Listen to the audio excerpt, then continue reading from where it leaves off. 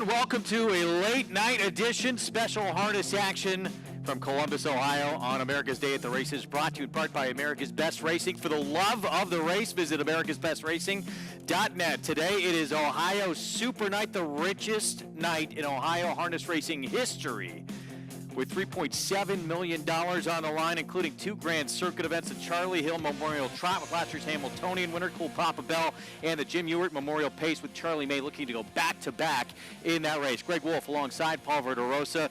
Big evening, obviously, in Columbus, Ohio. We're going to check out with our team there, Jessica Ott and Gabe Pruitt shortly. But what is this night all about? We're going to see some real stars. Yeah, real stars tonight. The biggest money that Ohio has seen. All the players have come out to play. It is literally a city event. I mean, they pack the place in. There's a party atmosphere. Everybody comes on out to see the bigger named horses come out in the Grand Circuit events, also with the Scarlet and Gray events. And then also, they even come out because the big drivers come to town, too. Try to crash the party. And we're going to see some real stars of the sport lined up in all these races coming up. Their 8th we'll get to in just a moment. It's coming up momentarily. That Scarlet Championship 1 mile trot. Look at what's ahead on this race schedule. Races 8 through 14 at Charles Hill Memorial with the Hamiltonian winner for last year and the 2021 Trotter of the Year in Jujubee. And we'll also see that Jim Ewart Memorial and the defending champ Charlie May and Beach Glass, who was probably the top 3-year-old pacer in training all of last year. We also have coverage tonight from Charlestown. We'll get to that in just a little bit. But right now, it's off to Columbus, Ohio, and Gabe Pruitt and Jessica Ott. Welcome to Scioto Downs here in Columbus, Ohio. A beautiful night for racing, a very rich night of racing. Gabe Pruitt, over $3.7 million in purses. I believe this is the richest night that they have in the state of Ohio. Yeah, it really is the richest night ever, Jess, in the state of Ohio, $3.7 million. As you said, we're about 10 miles south of Columbus, Ohio. It is a beautiful night here in the Midwest. This is a packed house, as it should be. Huge card, and a lot of the superstars in the sport in the building tonight. It is. You know, this is what the Ohio showcases the best of the best here. We have a couple of Grand Circuit races on tap as well. But just going back to earlier on in the night, I've been paying a little bit of attention to the races.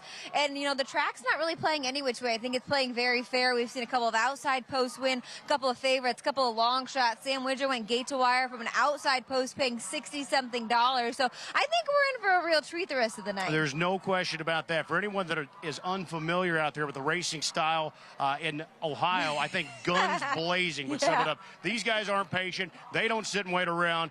They race a mile, and they are going at it for a mile. Sometimes that produces some crazy upsets. We've already seen some here tonight. Yes, we have. And, you know, going back to that, they are racing the whole mile. There aren't any, you know, breathers there.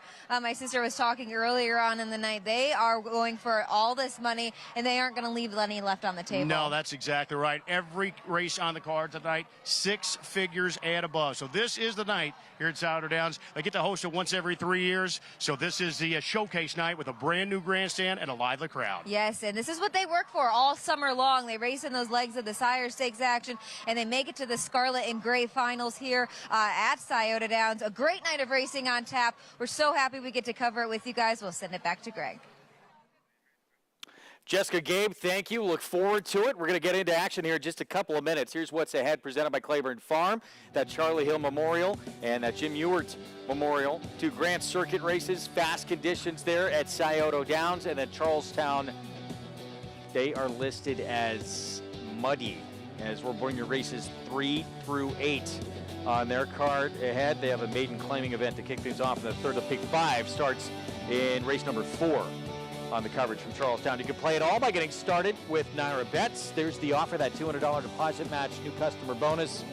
With that code right there, match 200. Punch that in for new members and bet any track, anywhere, anytime, including our action tonight right there at nairabets.com. So let's head over to Charlestown, 7/8 of a mile in our first live action of the night. This state-bred maiden claiming event. And Paul, Strail 3-5 right now from that outside post. I mean, legitimately, Greg, when you look at this race, I mean, the 7 horse is the only horse in the field who's been within 5 lanes of the winner in any race. So when you look at that and you put it all together and the fact that he's been competitive, I'm going to lean towards him at 3-5 in here. Short price on one to take, who is 0 for 5, has only hit the board once. I mean, was at this level last time out and did not do a ton of running. I know, but when you look at this race, too, there was a little bit of problems. He got a little roughed up around the 16th pole. Granted, he probably wasn't going to win that race. He was close, though, at the time that the trouble happened. Ended up getting placed 4th after that trouble, which took him out of the race. I think with a cleaner trip and an outside post today, maybe he can just get the job done. Public all over him from that outside slot. You see muddy conditions. You know, from the rail all roads to Dennis, the 1. This is a horse putting blinkers on, making a change, taking the biggest drop in class that he ever has as well, so maybe that'll wake him up. I think that'll help, you know, and also putting the blinkers on from the inside. He hasn't been too quick out of the gates, and he's been getting bumped around at the break a few times. With a cleaner break and an inside post, we'll see how much speed this horse has. And I guess the 5 is the other horse we should talk about a little bit, too, Jooby Dooby Doo. This horse also plummeting in class almost to the basement here, and I guess with lesser company, somebody's got to be 3rd in here, right, Greg? At least he hit the board against better company than anybody else in this field has. That makes him, maybe, in some eyes, maybe the one to beat. But then he's had bad breaks the next couple of starts. If he can get out clean, maybe he's a major player in this spot. Let's send it out to Paul Espinosa Jr., race 3 from Charlestown.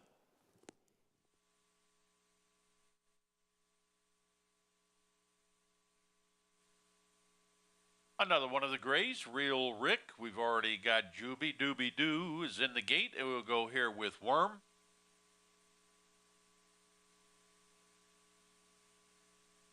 And on the outside, our prohibitive favorite at 6-5 is Astrail.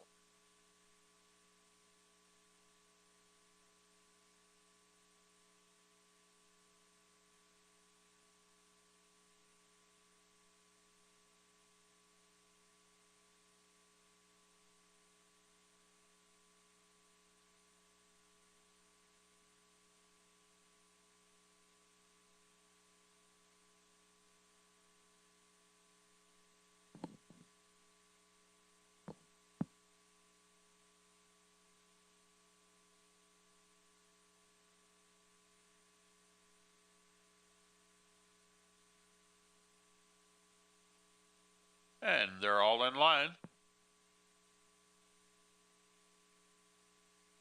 And they're off. Sharp break out of the 2 posts for Juba's Mocha. In between horses there, I see nothing. Then it is Jooby Dooby Doo sprinting up quickly with Worm, and Astrail is going to be 3 deep as we splash into the clubhouse turn. Our new leader is Jooby Dooby Doo by a neck over Worm, with Astrail sitting comfortably in 3rd place. The opening quarter of a mile belongs to Jooby Dooby Doo, 24.02, and he's got it by 2 lengths. Up on the outside, Astrail now assumed 2nd place. Dropping back a little bit was Worm down along the fence. I see nothing. Up into 4th comes All Roads to Dennis. Down to the backside here with Jooby Dooby Doo, comfortable by a length and a half. Astrail has been asked now for some run, picking the bid up a little bit.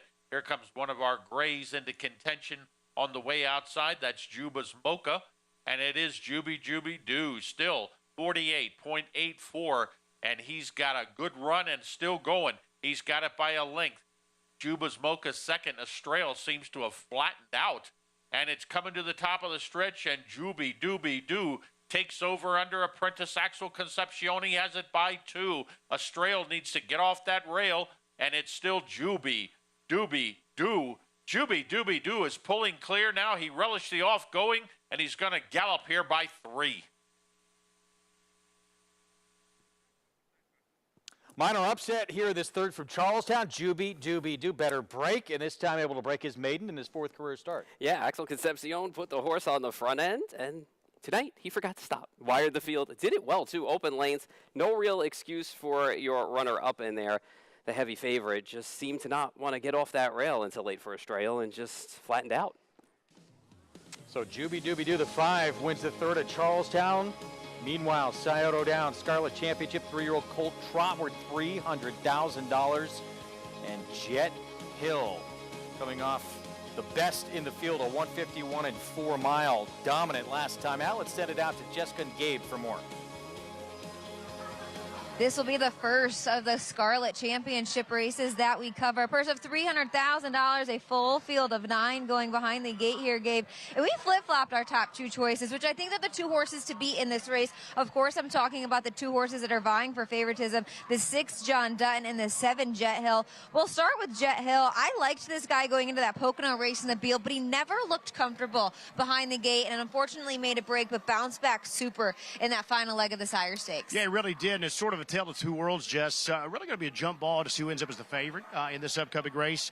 John Dutton goes for trader Ron Burke. He's the all-time leading trader, the history of the sport of harness racing, well over $300 million, well over 14,000 career wins. So, you know, we're used to seeing him in the big dances, let's just say that, so to speak. He trains, of course, the 6 John Dutton.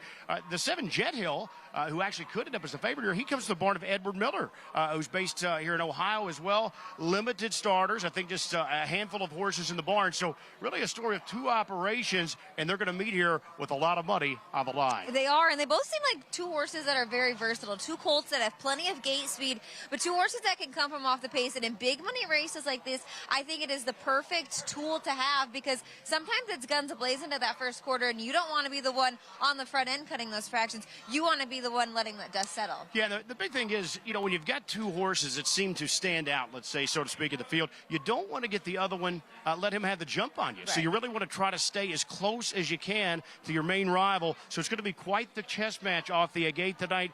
We'll see 39-year-old Chris Page. He has the call here on John Dutton. He's one of the perennial leading drivers here at Sour Downs. And Ronnie Wren Jr., 37 years old in the 7, Jet Hill. He actually is one of the perennial leading drivers up the road near Cleveland at Northfield Park. So sort of a battle of wits here off the gate of how this race is going to shape up. I don't think either horse wants to get too far behind the other one. A horse that we both use in our gimmicks is the 1 Black Magic. Aaron Merriman gets the call here for Steve Cross. Has sat behind this colt a couple of times. I had the chance to watch him win from post 8 in that Beal Constellation at the Poconos. That was his first win of the season. It came in a Grand Circuit event, and he left aggressively, sat, and then had speed at the end of the mile, which is something you don't always get to see from these young trotters. And I thought he raced very well. Unfortunately, the trip didn't work out for him last time out. Yeah, but he, as you said, he raced tremendous.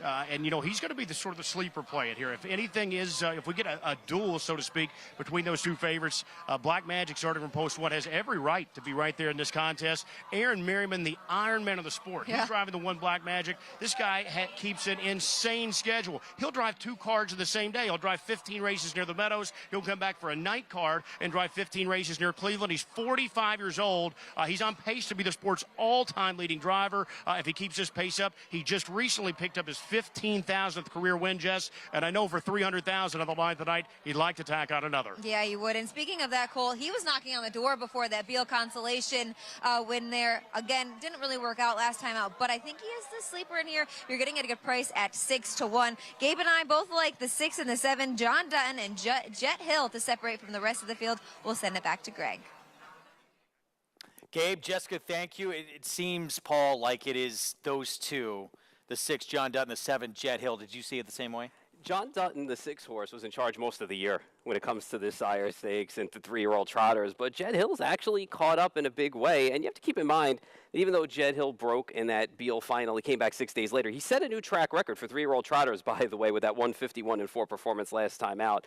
He's had some time to recover off of that. And it's worth noting that when things got flip-flopped when they last met, Jet Hill was saddled with a second-tier post over at Northfield while John Dutton had the 4-hole. So I think things are a little bit reversed tonight. I think Jet Hill's going to get the better trip for sure tonight. I like Jet Hill tonight. They were just talking about Aaron Merriman. We saw him before we came on with our coverage, honored for just the other week, winning his 15,000th trip to the winner's circle as a driver. Meanwhile, Ronnie Wren Jr. is on Jet Hill. Got a ways to go to get there. He won his 7,000th last year. But what a career for Aaron Merriman. Yeah, one of only 4 North American drivers now in the 15,000-plus win club. Dave Pallone, Tony Morgan, Hervé Filion, the great Hervé Filion, was the other one of those 4 that was in it. You give Black Magic for Merriman an outside look here? 1 for 12 this year, but I will say this. On a 5/8 mile of a track, they go at it. You can't sit and wait. It's not like we're at a mile track like we were last night where you can make that one run and pull. You got to get moving early if you want to get up there and be in the action. So you'll see a little bit more action tonight, which sometimes leads to a little crazy result. So if they hit hard up there, Black Magic is certainly better than his last effort showed. The 6, John Dutton, the 7, Jet Hill, the 2 to beat here in this 3-year-old colt trot Scarlet Championship. Let's go to Barry Vickroy. 3-year-old colt trotters, $300,000. Scarlet Championship, the 8th race from Sido Downs. It will start at pick 5 from the rail out. Black Magic, Rumble Strips, Jogging Full Trot, Grand Revival, Burton's Hill, John Dutton, track record holder, Jet Hill, Freeboard, and on the outside, till it collapses, a field of 9 for the 8th. From Sido Downs, it starts at pick 5. Gate swings into the back stretch, and here they go.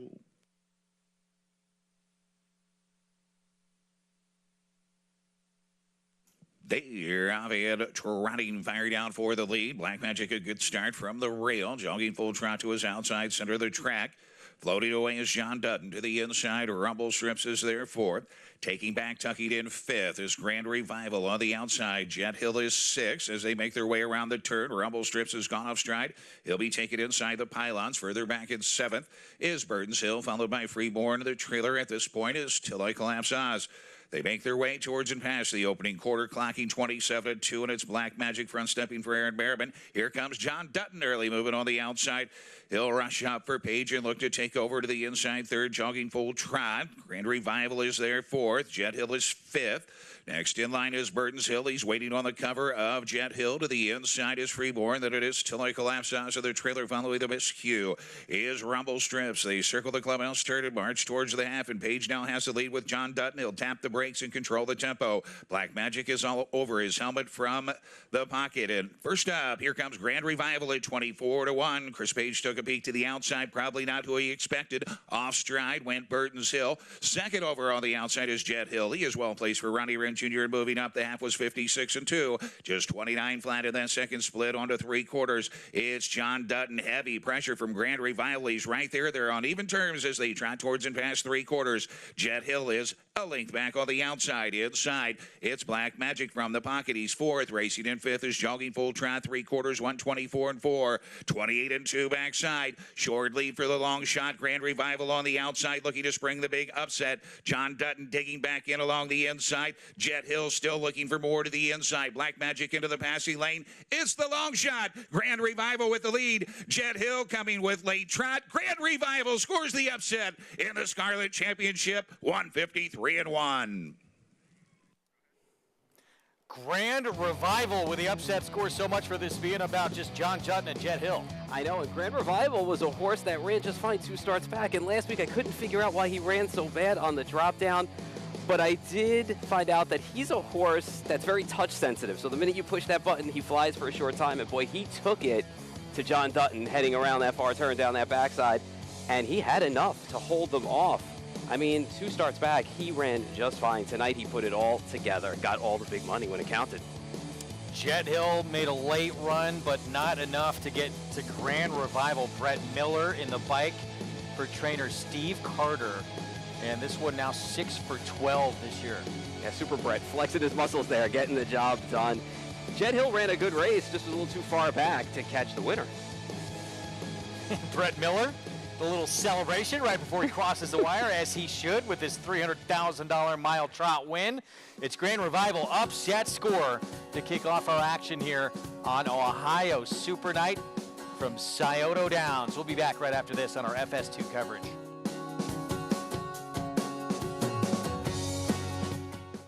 Warfront. This son of Danzig ranks among the world's elite sires. Ranked #1 by percentage of stakes winners, graded stakes winners, and Grade 1 winners. No stallion has a better strike rate. Warfront is the sire of over 100 lifetime stakes winners, including some of the sport's most talented runners both at home and abroad. Down to the wire, Verstappen. War Bomber in front, War Bomber. War Bomber's won the King Edward. Warfront, standing at Claiborne Farm. Tip number 1, sale time, folks, we're ready to go. When there are this many buyers under one roof, anything can happen. Last November, buyers from 29 countries traveled more than 135,000 miles to be right here. Because if the horse capital of the world actually had a capital, this would be it.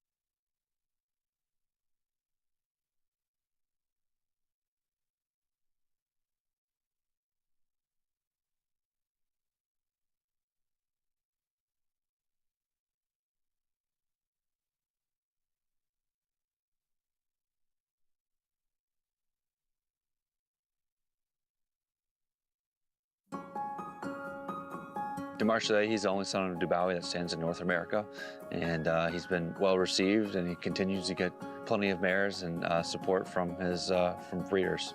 His first foals are 2 years old now, so he's a first crop sire. Likely to be turf, but turf is just as popular here in America, it seems like, as dirt anymore. This summer, you look for them once they start running on the turf, and in New York and Kentucky, for that matter, I think we'll start seeing some more DeMarcheliers hit the track. Peter Brandt was a huge supporter, sent some off to France, and they should be running here pretty soon over there as well. So hopefully he gets started off well on both continents. His foals are very uniform. They're just like him, kind of smaller made for American standards, a little bit turfy, which is, like I said, you'd expect being a son of Dubawi. We need a good turf sire here in America. Hopefully DeMarchelier can slip right in there and be at the top of the list.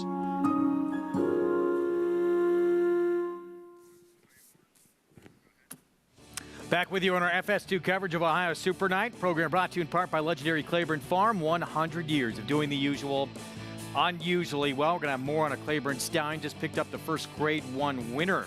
That's coming up a little bit later on in the show. That was, of course, in Saratoga. Back at Scioto Downs, Grand Revival, Brett Miller for Steve Carter in the upset score of this 3-year-old colt trot. Yeah, nice push-button ride there from Brett Miller, too. Timed it right, took it to John Dutton, and put them away, held them off late. And, boy, you got rewarded tonight because in his last couple of starts, he was bet down a little bit, especially last week when he burned that money. But this week, he's a champ. 8-1 morning line goes off at 24-1. And Jet Hill actually went off the post-time favorite, 4-5 in here. 4-7, 6-1. Two main players wind up second and third. $50 winner here to kick off our action on this big night in Columbus, Ohio. As we move on to race 9 here, 2-year-old colt Pace, Scarlet Championship. And 2-5.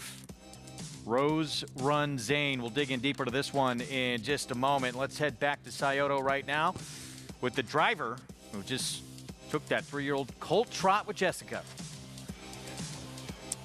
Grand Revival takes the 3-year-old colt trot Scarlet Championship, standing by with winning driver Brett Miller. Brett, let's talk about this colt because he has a nice resume, 5 for 11 on the season. Hasn't won recently, but he's been putting up some pretty solid efforts. Yes. The first start I drove the horse for Steve Carter. I came first over with him, and I cleared right past the half. And he finished second and trotted 52 and change. And I told Steve afterwards, I said, I kind of feel like maybe he didn't like it when I put him on the front. So his very next start, I put him on the front, and I found out he does not like it on the front. And I told Steve tonight, I said, you know what? I said, if I can just, have him wait to the end, I think he's got a shot of winning. He burned some money a couple of weeks ago and last week. Tonight you were dismissed by the bettors, paying over $50. You had a couple of nice horses, though. You had to chase down John Dutton, and then you had Jet Hill on your back. It turned into a sprint that last half. Yes, those were two nice horses. But I really did have that much confidence in my horse. And in the last turn, he was loaded with trot. Now, granted, I didn't know how much trot Jet Hill still had, but obviously mine had more. Congratulations on that one. I want to ask you about Charlie May, though, coming up in the Jim Ewart post 10, so you get to trail. How do you feel going into that race? I personally, I think the 10 hole could be the worst hole here. So I don't like our post position. But Charlie May is such a great horse. He's overcome so many bad posts, and I'm sure he'll do it again. He is a horse that has been a fan of the show and a fan of everybody in the sport. I believe he brings out plenty of people to the track. He just seems like such a pleasure on and off the track. Yeah, he's a champion. One day they should make a movie about this horse. They really should. And for Steve Carter to get this win on the night tonight, I know you guys have teamed up with a couple of nice horses over the last couple of years. It's just nice to get one for a guy who puts so much back into the business. Yeah, absolutely. Steve, he's a working machine. He's in the paddock all night working. He sure is. All right, congratulations on that one. Best of luck the rest of the night. Thank you. There you have it. Grand Revival takes a 3-year-old colt trot final, the Scarlet Championship in Scioto. Gotta feel good to get on the board, too, when you have that big one to come. She asked him about that older male pacer in that Jim Ewart Memorial, Charlie May. He's the defending champ in that race. He'll have that tough post, trying to repeat, verge of becoming $2 million on the resume. Yeah, he's such a cool horse, too. He's one of my favorites as well, and he really took it out and duked it out and won that race big at a big price that night. Loved him that night and was on him. I like him tonight, too. Even from that 10 draw, he shows up on big nights and tends to run his biggest races. We'll see Brett Miller coming up in the next as well. This 2-year-old colt Pace on Janelle Graney, who looks like a major player in this spot right now. It is back out to Columbus, and Gabe Pruitt with a special guest. Thanks so much, guys. Standing by here with Joe Morris, the Senior Vice President of Racing Operations with Caesars Entertainment. Joe, what a beautiful night here at Souder Downs, Ohio's showplace of racing for many years, and it's really back on the big stage here tonight. Well, the weather cooperated also. It's 75 degrees and beautiful, but as you can see here behind us, Caesars has put a big investment into this property. We tore the old grandstand down. We've built a new grandstand. We've put about $30 million into the property, and we have probably 2,000 people here tonight, so it's all paid off. That's what I was getting ready to say. It's a packed house here tonight, at least 2,000, and there seem to be still filing in. They're all still coming in. It is a showcase of racing. 8 championships, 8 consolations, and 2 grand circuits. It doesn't get better than that anywhere. And I know you have to be so proud here of the new facilities. Not only was it a major financial contribution on behalf of Caesars, but really long time in planning and in design and the construction of the facility. It took us almost a year to take the old grandstand down. It took probably 8 months to design the new one, another year and a half to get that built. A lot of people, big team, great team here at Scioto. And hats off to the horsemen here also. I don't think there's a group that races any harder in America and supports the entry box better than this place. And I know it has to be proud for everyone here at Souder Downs. The richest night ever in Ohio horse racing. $3.7 million in purses here tonight. And I think that's thoroughbred and harness racing. $3.7 million is a lot of money to be racing for, and they're racing hard for it. All right, well, that's Joe Moore, Senior Vice President of Racing Operations for Caesars Entertainment. Big night here in Ohio at Souder Downs. Gabe, thank you. It's really become just a first-class facility, brand new 30,000 square foot facility, 700-plus stadium seats, 10 private box areas, a couple of VIP rooms. They improved that picnic area in the north end of the building as well, not to mention improvements to the winner's circle, clubhouse dining, and other areas as well. Yeah, and it's a big deal when a place like that goes under a renovation, especially when you think about the racing that's there and just exactly what he said, how much that the horsemen actually support that track and the product that's put out there. They always have full fields and large cards, so to be able to get a brand new facility and to be able to pack it in on a night like this where they're offering there the most money, it's a very big deal for them, and it's great for racing. It's great for the sport. Yep, able to showcase it tonight with a tremendous crowd on hand. As you heard from Gabe, they're still coming in and packing the house tonight out in Columbus, Ohio. We have a lot more coming up. We'll get to that Scarlet Championship, the 2-year-old colt Pace edition, when we return. Just getting started on our FS2 coverage on Ohio Super Night and action from Charlestown as well. We'll be back right after this. Curlin was the leading sire of Grade 1 winners in 2021 with 5 and 2022 with 6. Again in 2023, no stallion has sired more Grade 1 winners. Big race. Nest Clariere is too far back. A 16th to run, and Idiomatic has a 2-length lead. Nest is fully extended. This is what winning looks like. A huge performance all the way. Curlin, the classic sire. Experience the adrenaline-pumping, suspense-filled action of the Sport of Kings no matter where you are with Naira Bets. It's fast, easy, and secure. Download the app today and start winning with our lucrative weekly promotions, thrilling handicapping contests, and a one-of-a-kind VIP rewards program. Don't just watch horse racing, be a part of the action with Naira Bets.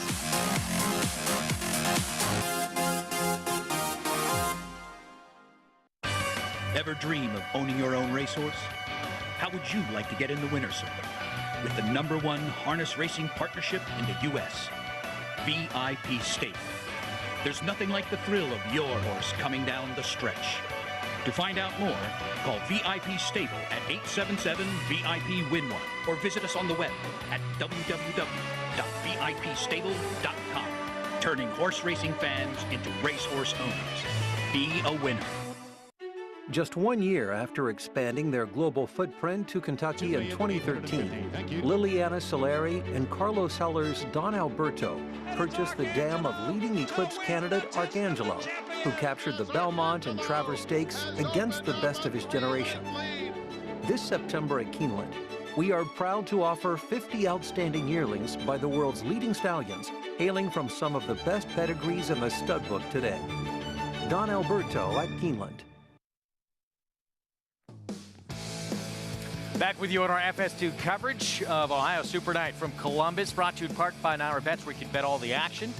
Bet any track, anywhere, anytime at nairabets.com. Ninth race, 2-year-old colt Pace Scarlet Championship, purse of $300,000. And Rose Run Zane, Paul, right now the 7-5 favorite. You know, 2 weeks ago, I should say, kind of got to the top rather quickly. And even though it took a bit of pressure after the half, managed to get that separation on the field when they turned from home, opened up late. So I think legitimately the favorite. The post is not the best, but does have the most upside in the field, having only made 4 starts, too. Here's our post break. We start with Paris's Dragon. Got a good early start from the outside post last time, sitting third most of the way. Just didn't have the oomph to go with the other 2 horses. Got to find some more speed, though, with those 2 horses that are directly drawn outside. Even Rose Run Zane, too. So we'll see what happens. Brett Miller pulling off that big upset. In the last race, he'll be on Janelle Granny here in the 9th. Nice trip and a solid pace 2 starts back when defeating 1-5 favorite Clever Cody. Went over to Burton last time out, just missed the heavy favorite. It's one of those fair meets. Fast enough to compete here. He's never finished worse than second in a race. Here is Clever Cody, and yeah, when beat by Janelle Granny was 1-5. Yeah, 4 in a row before just getting beaten. That was a good late run. They went fast on both ends of the mile there, really ran together in the lane well. I expect the same tactics here tonight. And he's a bigger type horse. He likes to motor along, doesn't need much encouragement to do so. Ronnie Wren Jr. driving Seaside Escape. Somewhere along the line, this guy, he lost his early speed. That's never a good sign, especially on these smaller tracks. And his last 3 on the 5/8 haven't been that good either. Yannick Gingras will be on Outer Banks for Ron Burke, the 5. So this horse never came off the rail the last time out. Ended up being 4th at a price against many in here. I don't know if he's up to task to taking on the likes of the 1, 2, and 3, even the 8 in here. So we'll see if a minor rewards the ceiling or from a good post, which is, by the way, 5 is the most winning post at Scioto, excuse me. So we'll see what happens. Midwind Beach Boys been in the money in 6 of 7, but seems like a tough chore here. Yeah, it took him a long time to get in gear, too. He was favored against Rose Run Zane 2 weeks ago. Third over, backing up flow, forced to go 4 wide in the lane. If they melt up front, though, this horse could be coming. The only problem I see is the 5/8 tracks. He's been farther back than he should be, so we'll see what happens tonight. 18-1. We don't say this name with that kind of price very often. Dexter Dunn on Fear the Image. Yeah, if you're a Dexter Dunn fan, you're probably running to the windows. But this horse saved ground in that Rose Run Zane race. Never really seemed to kick on either when the hole did open up. Just kind of was 1 paced in 4th. And the 8-5 favor. Are you surprised to see this much support for Rose Run Zane? Not really, only because of the upside that the horse has, only having 4 starts. So if this horse can get separation like the last time when they turned for home, going on a 5/8 track, may be able to sprint clear of them late again. And $100 man, 8-1 outside. Yeah, it's been off for about a month now following that 3rd place finish as the favorite over Northfield. Comes back here. Both victories have come here. It's a tough assignment, though, from post 9 and the time off. But one of his wins did come against Janelle Granny. Post time coming up for this 2-year-old colt Pace Scarlet Championship. Let's send it out to Gabe and Jessica. A very competitive field of 9 that we have in here, Gabe. It's a Scarlet champion, 2-year-old Colton Gelding Pace. There's another $300,000 on the line, and we went 2 completely different ways. Let's start with your top choice in here, the 9, $100 man. Now, these are connections that we usually see on the East Coast. Of course, they conditioned Latherup. At one time, he was the fastest standardbred in the sport, 146 mile. This is the son of Latherup. He's been pretty consistent this year. He's hit the board in all 5 starts. You know, he has, and the trader, Clyde Francis, driver Montreal Teague, as you mentioned, the connections at the sire, Latherup, and really for the fringe harness fan out there, the connections of Wiggle It, Jiggle It as well, who was once one of the most popular horses in the sport when anyone on a coupled your Rampage, so to speak. Speaking of Rampage, Jess, that's what I think is going to happen in this race. I mean, 300,000 on the line. Three words come to mind when I look at this race: speed, speed, and speed. There is so much early speed on the inside. I think these guys are going to be gunning for that early position. So I think the tempo is going to be torrid, and what that's going to do, if that's the case, it's going to set up for someone off the pace. I think it's going to work out perfectly for a horse like $100 Man, despite that outside post position. Yes, he's going to have to get a little lucky to get it done from way out there, but I think if this tempo is what I expect it to be, we could see some fireworks here in the late stages. And you're getting a good 9-1 price on this guy as well. We saw Sam Widger earlier on in the night go gate to wire from post 8. We just saw Brett Miller drive that colt with confidence coming first over. That turned into a sprint. So like we had mentioned before that race, they're not leaving anything on the table in these $300,000 championship races. We both use the 2 Janelle Granny in our business as well. 12 starts on the year, 4 of those being wins, 8 of those being second place finishes. Another horse who's been, just sensational. You get a good post to work with. And Brett Miller has been driving his horses with all confidence tonight. He really has. And good post position, obviously, there from an inside type slot. Post 2 for Janelle Grady. That horse is part of that early trio. I think that inside trio are just all going to gun here. It's going to be interesting. The key is here, just in a small track, you just don't want to get away third. Right. It's okay to get away on the lead. It's okay to get away in second, because you do have a passing lane through the stretch. The stretch actually opens up on the inside. So if you're sitting second, you have clearance there to get through. If you're sitting third, you sort of end up in no man's land. So that's why I think those inside 3 horses, it's going to be quite the battle off the gate. Everyone's perfectly fine getting away on top or second. No one wants to land in that third spot. I did hear someone say earlier this week, Scioto has the biggest passing lane that they've ever seen, but sometimes it doesn't open up that way, or you're going to have to come first over. In an instance where we saw that last race, it ended up working out for him in his favor. But like you had mentioned, there's nothing but speed in this race, including the 3 clever Cody, Jockey, and more in from Canada. Aaron Merriman gets the drive here. 6 of 7 starts on the board, 4 of those being wins. This guy seems to do all his business on the front end. Is he who we're going to see on the front end early? Well, we know Aaron Merriman is very aggressive. We know clever Cody's style is to be very aggressive. He's a son of the Ponderosa, who, quite frankly, I didn't know who was still producing offspring. It seems like he's been a stallion in the sport for 2 decades, but here he is with another youngster, perhaps his last crop, I would have to assume. But clever Cody's been nothing but consistent. He's won 4 of 7. He's already made $140,000 to change. Again, Merriman, he's not going to want to get away third. So despite that early speed inside of him, with the inside pair, I know he's going to be gunning off the ways. A horse that is, I think, going to be a little bit off of the pace in here, maybe let the dust settle, is the 1 horse. A horse who's also been very consistent, picking up the pieces at the end of it, just not quite getting the job done. Yeah, and last time he does have post improvement here tonight, too. Last time you really couldn't do much there. He left the gate from post 8, just sort of track, but I think that he's got that inside advantage tonight. I don't think he's going to be giving up that quite so easily. Speed, speed, speed is what we see here in the 2-year-old Colton Gelding Scarlet Championship race, a field of 9, $300,000 on the line. Let's send it back to the guys at the desk. Gabe, Jessica, thank you. And clever Cody may very well be the quickest in here, trained by Ian Moore. We're going to see Ian Moore with Tattoo Artist in that Jim Ewart Memorial as well as the morning line favorite. Yeah, and I think in clever Cody's case, the name of the game is speed, and you definitely don't want to be sitting third. All right, we're back at Charlestown. Start of the late pick 5. Paul Espinoza Jr. with the call. Foxy Sister to 3, the favorite. And she finally decides with a little encouragement to go in. Maybe not.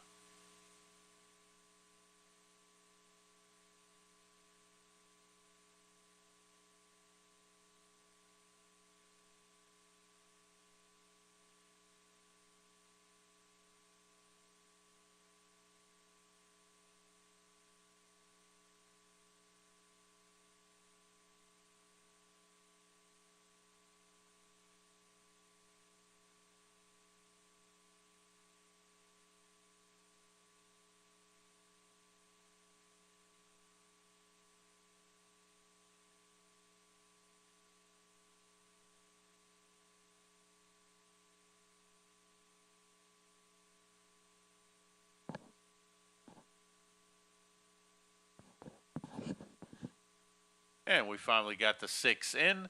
Antonio Lopez will climb aboard, and we should be ready for a start here in race 4.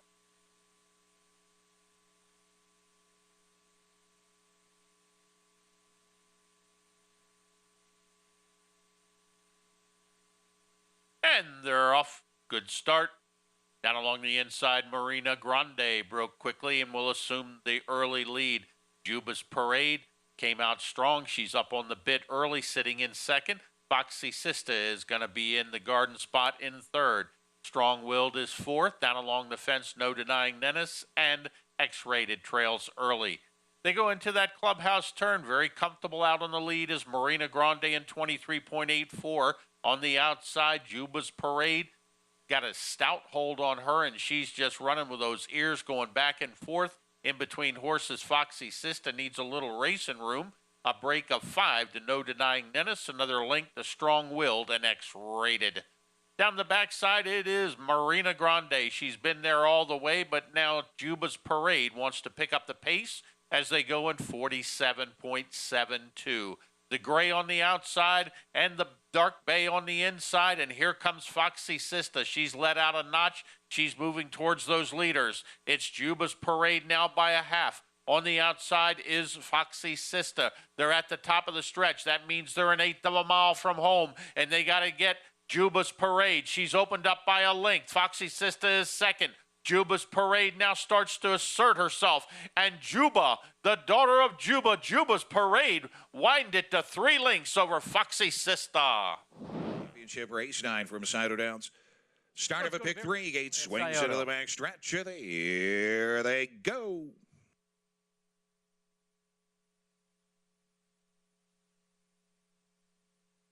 They're off. Fire down for the lead as expected. Clever Cody with early speed and at the rail. Paris' Dragon protecting position. Janelle Graney involved early. Came away third from the outside. Rose Run Zane takes a quick tug fourth. Racing away in fifth is Seaside Escape. He is followed closely by Outer Banks. Midwind Beach Boy follows next in seventh. Away in eighth is Fear the Image. And the early trailer is $100 Man. They line up, drive to the quarter. And it's Clever Cody who has the lead. Quarter out 26-4. Paris's Dragon pocketed up for Noble. There in third is Janelle Graney. Going along fourth, Rose Run Zane. Gap of 2 back to Seaside Escape. Out comes Outer Banks. He'll get the outer flow underway.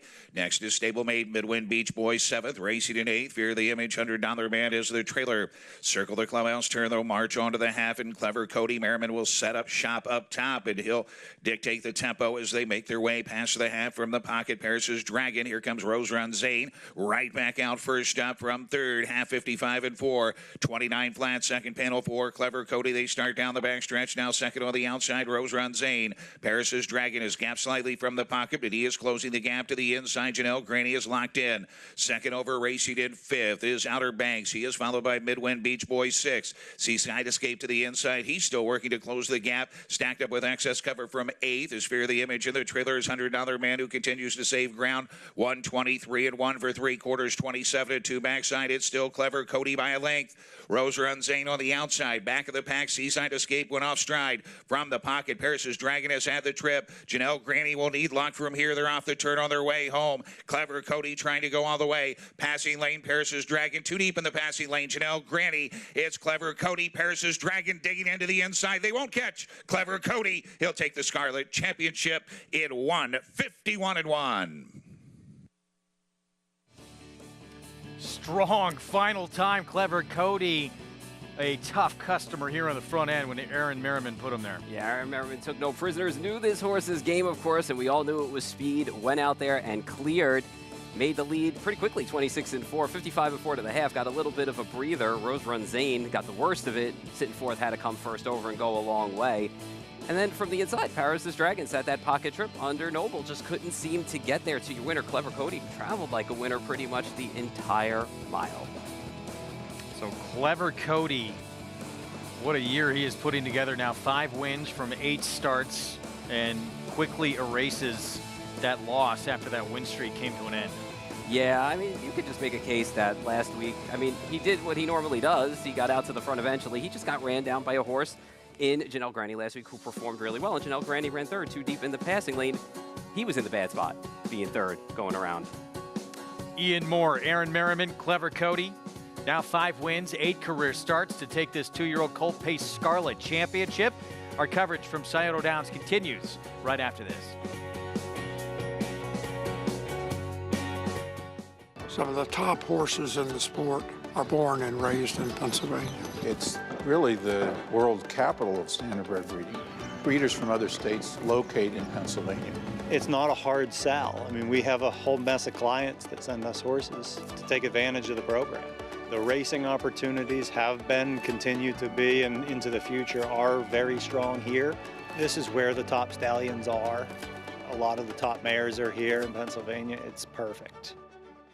Monday, September 18th is the biggest day of the year at Presque Isle Downs with a $150,000 Presque Isle Mile plus a $300,000 Grade 2 Presque Isle Masters. The Masters is a key prep for the Breeders' Cup. Just last year, PA-bred superstar Caravel became the 8th horse to run in the Masters before achieving Breeders' Cup glory. It's the Presque Isle Mile and the Presque Isle Masters, Monday, September 18th at Presque Isle Downs, Erie, Pennsylvania. For more information, visit presqueisledowns.com/racing.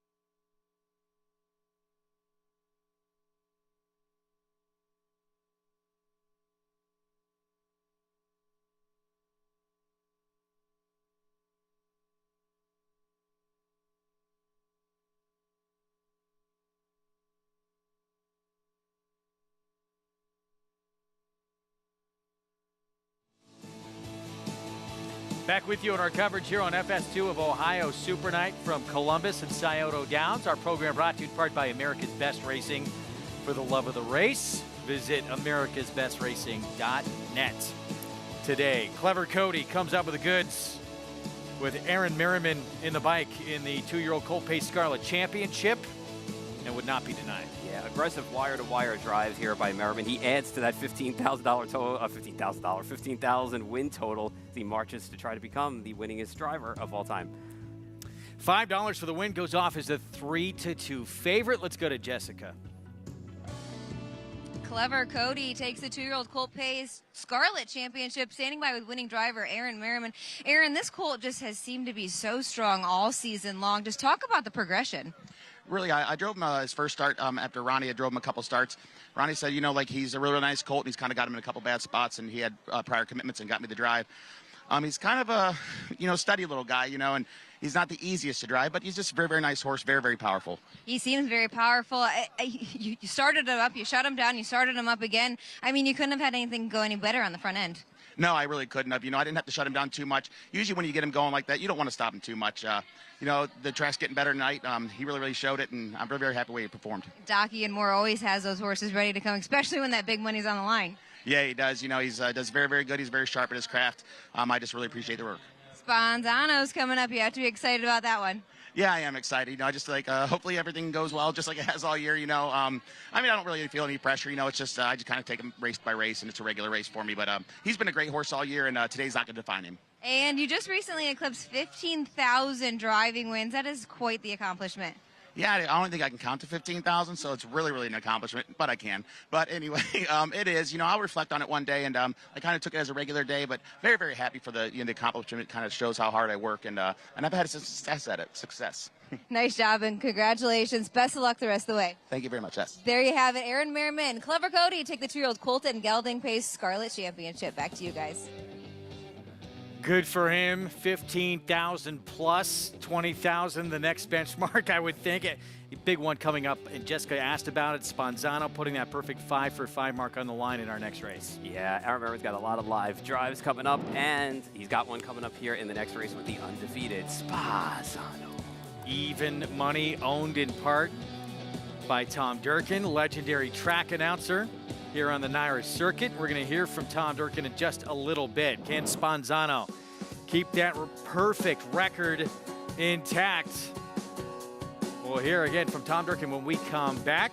Scarlet Championship for 2-year-old colt trotters coming up next from Scioto Downs. Purple Haze Standardbred Adoption Program in Oxford, New York was created in 2018 by Wanda Palacini to provide training to transition for finding homes and new careers for horses. Horses are started with groundwork and then ridden in an arena before moving on. Horses at Purple Haze are then evaluated and adopted out based on abilities and temperament. If you have a horse that you care about, or if you are looking for a great pleasure horse, contact Purple Haze Standardbred Adoption Program at 518-669-2715. RaceLens is the most in-depth product in horse racing, with unique features found nowhere else. True odds, predictive analysis, and pace projection. RaceLens. It will change the way you follow horse racing and take your game to the next level.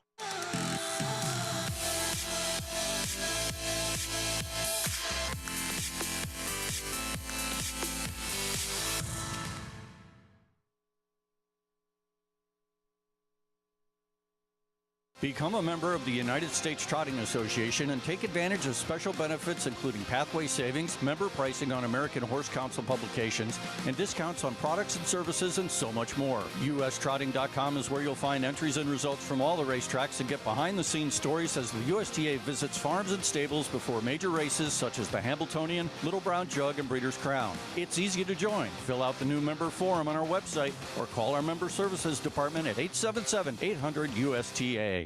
Racetrack Television Network brings you every race, from every track, on every screen, every day.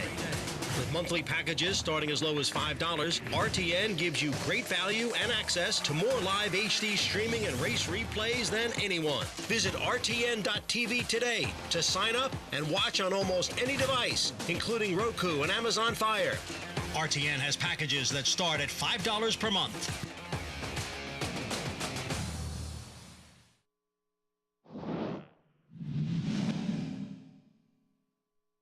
A quarter of a mile out, and these two trotters now are head-to-head as they turn for home. The three-quarter mark was 1:33 and 4. Park Avenue Joe at the rail, racing for the challenge.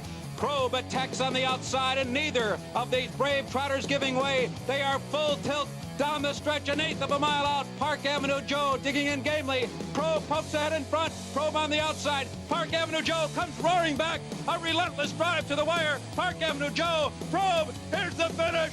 Too close to call. Too close to call. Park Avenue Joe and Probe were a nose apart on the finish line. Too close to call. Yeah, Tom Durkin could not be more right about that. It was a dead heat, the only in Hambletonian history in the 64th edition of this race between Park Avenue Joe and Probe, in a third heat race-off between these two. Park Avenue Joe actually was foaled in Pin Oak Lane Farm, Pennsylvania. Same barn as Kentucky Derby winner Little E.T., where he was born. Yeah, it's an amazing story, and they just don't run them like that anymore, and it's such a rare occurrence, and what a great year that was, and what a great race. Well, Tom Durkin involved with the undefeated Sponzano, who we're going to see next. 9-5 favorite in the 10th coming up. Let's go to Gabe with Tom. Thanks so much, Greg. And, of course, standing by to the gentleman that needs no introduction here. He's the most recognizable voice in the history of horse racing. Of course, Tom Durkin, the voice of the Triple Crown, the Breeders' Cup, NYRA, recently the Belmont Stakes. But, Tom, you're here tonight for a little harness business. Yeah, well, let go Sponzano, baby. You know, we got, I don't know how many minutes to post, but the part owner here is getting a little nervous about the whole thing. Well, it is post time. He'll be on the track shortly, so I'll let you know that. No, tell us to the fans out there about your background in the sport of harness racing. We just listened back to that 1989 incredible dead heat in that Hamiltonian match race. So you've got a little harness history out there. I have a lot of harness history. I figured someone was going to ask me how many harness races I've called. It's probably about 15,000. And I was the voice of the Meadowlands for the Trotters for 9 years. And Probe and Park Avenue Joe, I mean, that was an unbelievable moment. Until this day. Here we are over 3 decades later, still remembered as one of the best. You're really making me feel old now. It's one of the best Hamiltonians of all time. It hasn't gone away. No, it was the best Hamiltonian of all time. Okay, that was the third time those horses raced that hot afternoon, and 2 horses in a dead heat. Now, a match race in a dead heat, that's about 1,000,000 to 1. The fact that it's on the Hamiltonian is 1,000,000 to 1 squared. There's no question about that. How about your undefeated colt here coming up? Sponzano, 5 for 5 to kick off his career. You have to be so proud of him. What are your thoughts here heading in with 300,000 on the line tonight? The biggest start so far of his young career. Yeah, he is such a cool horse. He's my Coraggioso, a horse that we owned, and it seems to me that he passes on this precocity and intelligence. His colts seem to pick up the game pretty quickly. He's very talented. I'm not going to say I'm confident because I own too many harness horses and thoroughbreds to know that you should never be confident, but I am hopeful with good reason, I think. No question. Talk to us about the spa that's in his name. I'm sure that's no coincidence. Yeah, when I was the announcer at Saratoga, I would say at the end of giving the changes, good afternoon and welcome to the spa. And at time, people would join in and say, spa. So the name of our partnership is the Spartners. And he's a full brother to Panzano, so we named him Sponzano. Tom Durkin, best of luck, guys. We're about to see if Sponzano can stay undefeated here and go 6 for 6. Gabe, thank you. Good luck to Tom Durkin, his entire ownership group. Not the favorite right now. Tom's such a great ambassador to this sport. And Sponzano, he actually was a vet scratch. He was sick the other week, but he had a low-grade fever. He's come back and worked fine since that time, so it should not be an issue. Here is Rose Run Zoom to kick off the post parade. Yeah, after it was said and done last time, cleared to the top, found himself taking it first over to Tennessee Tom. Didn't have much for that rival. We'll see what happens with the rail draw tonight. Yeah, even when he favored Tennessee Tom for Ron Burke. Yeah, always looking for 2-year-olds to improve, and boy, did he last time. He marched up into that clear, soft second quarter, cleared, opened up, new lifetime mark in 155-1. Draws well tonight. Aaron Merriman chose this one over Royal Precedent. He may have made the right move, undefeated. Yeah, we know he's a perfect 5 for 5. He was getting a little hot in some races. They put an open bridle and cheek pieces on him, helped him calm him down, iron him out. We'll see what happens tonight. Gypsy Hill, the 4, big price, 4 for 6 lifetime. Yeah, one of those first 3 career starts, had some issues in the next 2. He's not fast enough yet to win here, I don't think, based on his other wins. Confidence builder, yes, last time out. We'll see what happens tonight. Royal Precedent, this is the one Aaron Merriman had been on, had won 5 in a row, and then was beat by Tennessee Tom last time out. Yeah, made it to the top comfortably last time out. Even got a 30 and 2 second quarter breather, but it just wasn't enough to hold off Tennessee Tom. So certainly good enough on his best. He's well posted tonight to turn the tables, but last week kind of put a little doubt in my mind.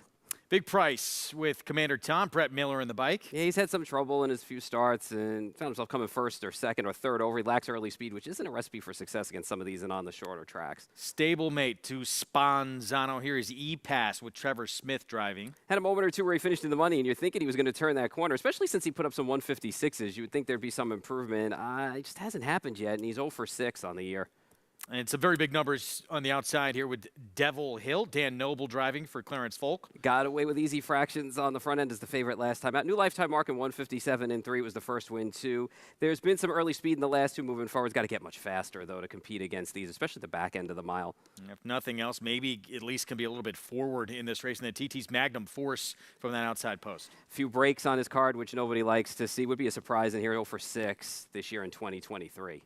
24-1 from the outside. 2-year-old Colt Trot Scarlet Championship, $300,000 purse. It's Tennessee Tom, even money favorite, the undefeated Sponzano next door. Tom Durkin, part of that ownership group. Did you see it very close between these two?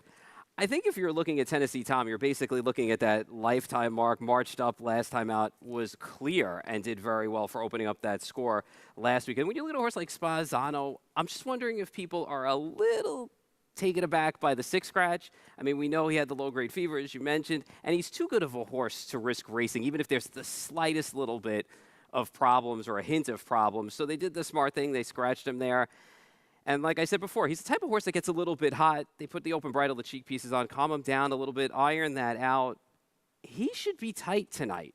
2 to 1's a good price on him. Let's go back out to Gabe with Emily Gaskin. Thanks so much, guys. And, yeah, that's all the headlines here. Emily, how could you not root for Spanzano after we just heard from the great Tom Durkin? So cool to have that story and as part of an ownership here on an undefeated colt. I'll be honest, Gabe, I was a little starstruck when I first walked in. I said, Tom Durkin is in the building. You just got to love it. And, of course, like you said, hard to not cheer for the connections for this horse. And one thing I can say, guys, I know you mentioned that scratch sick last out. I spoke with Tom just prior to us going on air there. You know, Tom said they actually could have raced the colt that night. It just spiked a little bit of a temperature. Tonight, obviously, was the main target. Emily with $300,000 on the line here, the Scarlet Championship. So they opted to do right by the colt, give him the time off. So here he is back in the final. So he seemed to think it was all systems go. Yeah, you know, and Gabe, this horse has been an open length winner every test that he's faced this year, 5 for 5, and it just looks like he's done it with ease. So even with that time off, I think he's much the best here tonight. All right, we've got Aaron Merriman back in the Bike Hill Triangle, back-to-back major stakes wins on the card. But right now, Emily, the favorite at 6 to 5. That's number 2, Tennessee Tom. No, Tennessee Tom hails from the barn. The sport's all-time leading trainer, Ron Burke. He really obliterated Stakes Company last out. This is a colt that's really been good all season long. Really, the only time that we've seen him not win is when he's broken stride. So really, he's almost perfect when he stayed on the trot. The fans reacting here 3-2. He gets a slight nod right now as the favorite off that impressive win. Yeah, you know, I think there is some early speed in here. Going to see perhaps an early speed duel between Spanzano and the 5 Royal Precedent. So a horse like Tennessee Tom could be in line for a very nice trip here. Chris Page, Ron Burke combination, as you said, coming off of a very confidence-boosting win where he was a 4 3/4 length winner. That was a new lifetime best. That's what you want to see with the big money on the line. Yeah, the 2 favorites wanted to see that both drawing good posts here tonight, posts 2 and 3. They're not in alone, of course. Let's get to the other colt you mentioned there, the 5 Royal Precedent. He draws a perfect mid-pack post to utilize that early speed, ability. 7 lifetime starts, 5 wins in 2 seconds. This guy hasn't done much wrong whatsoever. $130,000 in the bank. Now, I suppose, Emily, the one knock would be Aaron Merriman was listed back to drive. He's driven him every start of his career. He opted for the 3 Spanzano. So Merriman opts off. You pick up a very capable pilot here, Ronnie Wren Jr. What did you make of Aaron going there to Spanzano over Royal Precedent? I was going to say, I'll be honest, Gabe, that's exactly why I went to Spanzano. As you're looking at these 2 horses on paper, they're very similar. Aaron Merriman, obviously, very familiar with both the horses, and if he gives the nod with the inside post draw, I'm going to go to Spanzano, like you said, but certainly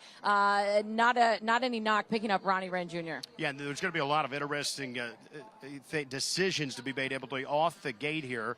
We talk about the logical contenders. We've talked about 3 there that are the 3 favorites we think are going to get out there with some forward positioning. One horse they're going to have to outfoot off the start is the 1 Rose Run Zoom. This is a horse that loves to be forwardly placed. Don Irvine Jr. in the bike, 72 years old. He's a legend in the sport. Here he is in a $300,000 race. He's got that post position one. You know, Don not going to be giving up anything there from that inside rail. Yeah, and he's just one of those drivers that you just really can't count him out. Even at 72 years old, he's a tactical driver. And this colt's got some pedigree behind him. He's an Uncle Peter. He's a half-brother to Rose Run Xander, who made $114,000 as well. Like you said, inside post draw, have to believe he's going to be heard from. All right, $300,000 on the line, guys. Coming up shortly, the Scarlet Championship. Will we see Tom Durkin back here celebrating with the 3 Spanzano? He stands there right now on the board as the 6 to 5 slight favorite. Yeah, thanks, you too, Gabe. How about that? As Spanzano becomes the top choice now on the board in the minds of the betting public. And, you know, they talked about Aaron Merriman choosing this one as well over Royal Precedent. Does Spanzano have the ability, if he does get pressured early from Royal Precedent, or even anyone else in here, to sit a trip off the pace? That's the big question, because as we've seen already tonight, you don't want to be in that 3rd spot. You want to be 2nd or you want to be 4th coming first over. So you wonder, Don Irvine Jr., aggressive driver, been around a long time. Rose Run Zoom does have speed from the inside, and Royal Precedent's got speed, and Ronnie Wren Jr. is not afraid to send a horse either. So it'll be interesting to see how they shake out, because if Sponzano ends up third, I think Aaron Merriman's making a quick move to the top. Quick brush and crush, try to get to the top no matter what it takes to get himself in good position to win. When you're on the best horse, you always want to keep that forward momentum going, whether it's a thoroughbred or a standardbred. And meanwhile, for Tennessee Tom, next door, he'd been favored throughout most of this. The two now, he's 9-5. He's going to have to sit behind this horse. What kind of trip can he work out? Yeah, I mean, last time out, he really marched up into a second quarter that was soft and still made it look easy and blew that field away in a lifetime arc on the improve. And he's the horse that can probably come second over, find a helmet, tip out, and if this gets heavy, he's going to come running, especially off of last week, and he can build on that. It's scary to think that if he wasn't fully cranked for last week and he's cranked tonight for the money, he might go sub 155. So we'll see what happens. We've seen it since we've been on air, but even before we came on air, we have seen a lot of upsets tonight. If that happens in this race, who do you see that being? I'm looking, going down the list here, I would think, that's a good question. By the way, Devil Hill, the 8, late scratch and already off the board, as you can see. I think that just bought me a few seconds to decide who my long shot was going to be. I think Rose Run Zoom, you have to give a look at it 16-1, honestly. Because after all was said and done last week, Tennessee Tom cleared to the top, and then he found himself first over, slugging it out, taking it to Tennessee Tom. And he didn't have much for that rival when they headed home, but they started running really hard. He ended up settling for fourth in there. The rail draw, I think, is key tonight, because I think he can flaunt his speed a little bit more and try and make his trip from being down in there. If they go a little bit fast, he can end up sitting in the second hole if somebody wants to clear him. He's got the pocket trip. If he ends up third, I wonder if Don Irvine will pull out and try and come first over like they did last week and try and brush and crush. Is Sponzano really just too quick and too good for on the front end for everyone, or is he going to find pace tonight that he has not seen yet? I'm in your camp a little bit by thinking that he may find pace he's never seen. When you look at his quarters, and now granted, he's gotten those leads easily in those races against these horses. But when you look at his quarters, 29, 28, 28-1, take a look at horses like Royal Precedent or Rose Run Zoom. They're running 27-2, 27-1. They're up on the engine. So Sponzano's going to have to find a little more speed or settle into that spot if Aaron can get a tuck in that third spot, brush and crush down the backside and try and get a jump on him. And, it sounds like it's not an issue. We talked about with that low-grade fever when he was a vet scratch, but just having missed that time, could that be a setback at all? There's always a question. Doesn't matter what breed the horse is. There's always a question when you're coming off of a sick illness or an injury. Coming back in that first start, I don't believe the connections would run him if he was not ready. And as Tom had said in the interview with Gabe and mentioned to him also off camera, this was the goal for them. So last week, may have been just a week where he had an off week. He recovered quickly. It was minor. Yeah, you expect to see him at his minor. best tonight? I would think he's cranked up and ready to go. Looking at him on track, he doesn't look warm. His ears are up. His body language looks good. And I think you're going to get a good race out of him tonight. The question is, can he make the top early, and what's it going to cost him if he has to go fast early instead of making that brush and crush move? Keep your eyes on who is on the front end early. Can Sponzano, now even money, the 3, get an easy lead to himself as he has in all 5 victories, or is he going to get pressure up front, maybe from the 5, Royal Precedent? Again, late scratch of the 8. Devil Hill comes out of the mix here. And Aaron Merriman already with a winner on tonight's card. So good to get that monkey off the back here. And this is the one he chose over another major player in this race. Yeah, and that speaks volumes too. Drivers know what they have underneath them and who they want to be behind. And listen, Royal Precedent is no bum. Royal Precedent has done well this year. And honestly, selfishly, I want to see Tom jumping up and down and screaming for his horse coming down the lane. So I want to see Sponzano run big tonight. We know we ran the piece on this horse last night, and he talked about how excited he gets. He says he is the worst winner you have ever seen, but that's in a good way because he gets so excited. So we know he'd be a great interview if Sponzano can keep this win streak intact. We'll find out. Trying to run it for 6 for 6. Sponzano the 3 Tom Durkin, part of this ownership group, our Scarlet Championship, 2-year-old colt trot, $300,000 purse. Let's go to Barry Vic Roy.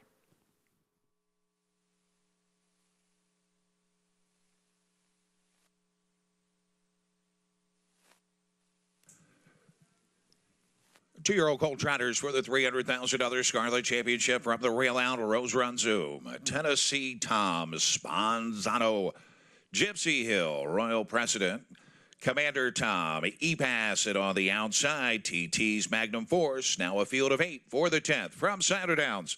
They're moving up and moving in, and here they go.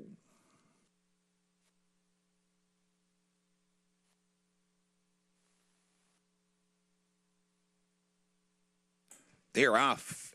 Good start going for the lead. Royal Precedent sent away to his inside. Sponzano flashing some early speed up on the outside.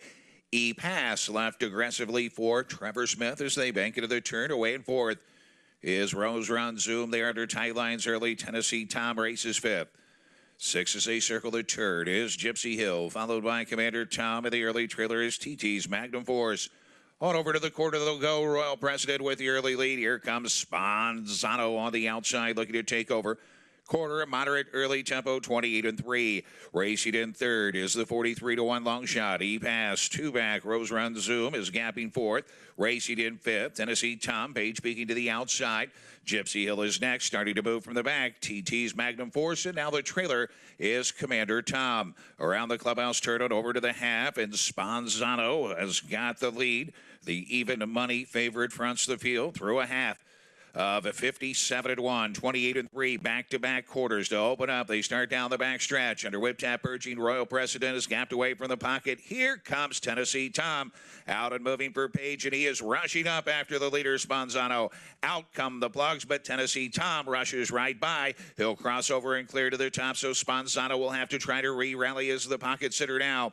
Outside first up, Rose Run Zoom. Inside, Royal Precedent is now 4th. Racing 5th on the outside following cover.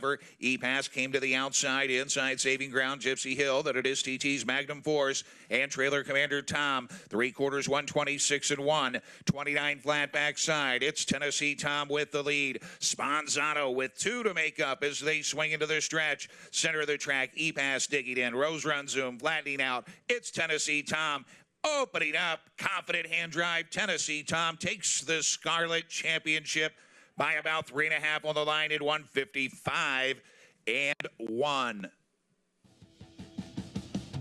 Tennessee Tom matches his winning time from last time out. Back-to-back victories. Chris Page for Ron Burke. Yeah, that quick move again, like the last time out for this horse, and went right on by Sponzano.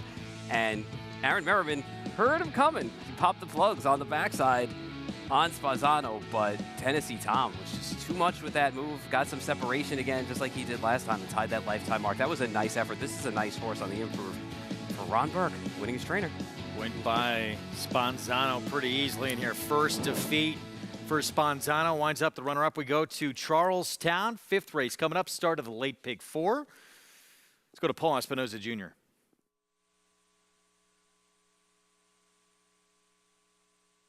There's Advance Cash. Probably could use a little bit of that right now. Number 4, Kitchen Fire loads professionally, and on the outside will be Pit Stop Man.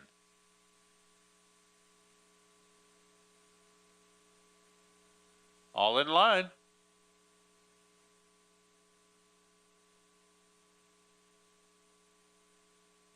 And they're off. Good break on the outside for number 7, Advance Cash. In between horses there, Kitchen Fire down along the fence, Cowboy at Heart. And it's Mr. Tingles working his way. But Kitchen Fire, the veteran, he's showing some sharp speed here tonight. And he outruns the very fast Mr. Tingles early. Advance Cash is lugging in 3rd. Sitting 4th is Cowboy at Heart. Underway is Pit Stop Man. 21.86, and that's smoking time. Kitchen Fire has the lead on the outside. Now that is Advance Cash. And Advance Cash just rumbled right by to the top. The Big Gray is now sweeping to the lead. Kitchen Fire is in 2nd. But Advance Cash, this was a good pickup mount here because he's rocking and rolling through the stretch. 45.42, and Advance Cash is going to win like he pleases.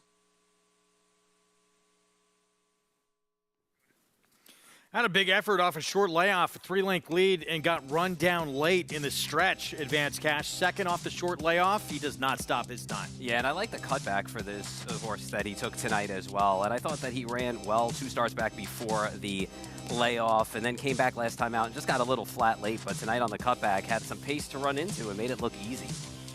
So Advanced Cash, 4th career win for this 5-year-old. We'll have these prices when we come back. We're going to take a timeout. One of the top riders in the game. He's got some big harness connections as well, and he tried to show off his skills this summer for charity. Flavian Pratt, what a summer he had at Saratoga. We'll talk more about some of his big victories when we come back.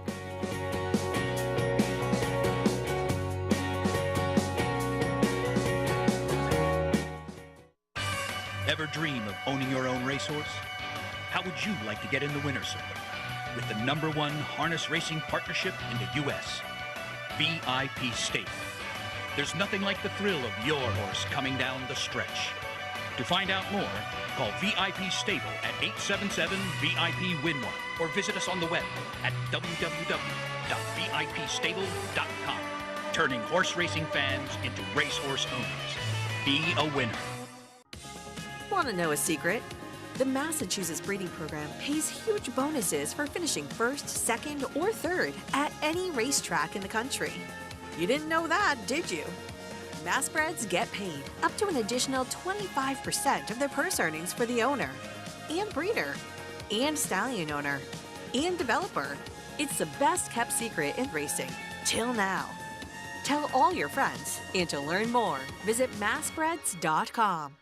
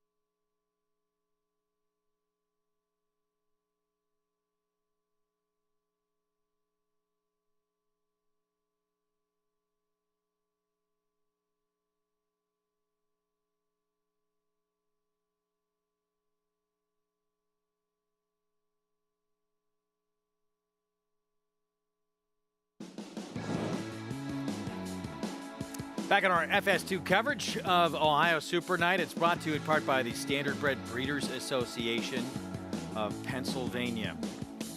Good to have you with us. 10th from Scioto Downs, and Sponzano's win streak comes to an end at the hands of Tennessee Tom. Chris Page in the bike. Yeah, great drive by Chris Page. Got the jump on Sponzano, and I'm not sure Sponzano was expecting that quick run. That was another big effort in the second quarter from Tennessee Tom. Now 5 for 8 lifetime. Tied the lifetime mark there. Good horse for Ron Burke on the improve. $4.60 for the victory. Let's go to Gabe with driver Chris Page. Thanks a lot, guys. Standing by with winning driver Chris Page. And Chris, talked to us about this win here with Tennessee Tom. It's sort of like you were educating this guy for a bit. He was racing off the pace. He made a couple of breaks in stride, but his last 2 performances have just been breakout efforts. Yeah, you know, they bought the horse after he qualified off of Alan Miller. He did a very good job conditioning his colt early. He's wise upon his years. You know, he drives nice. He's very user-friendly. And then Ronnie put the rest of the puzzle pieces together, you know, the last couple weeks. And you knew tonight, Sponzano, of course, the horse to beat. He made the lead, decided to take an aggressive shot at him early and clear, and worked out.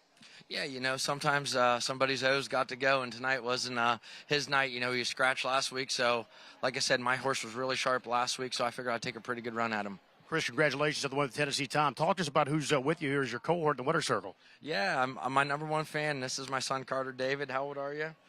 2 years old, so it's kind of cool when you can win, and the wife here, some friends and family, and definitely Carter David. It's a big night for you guys here at Ohio.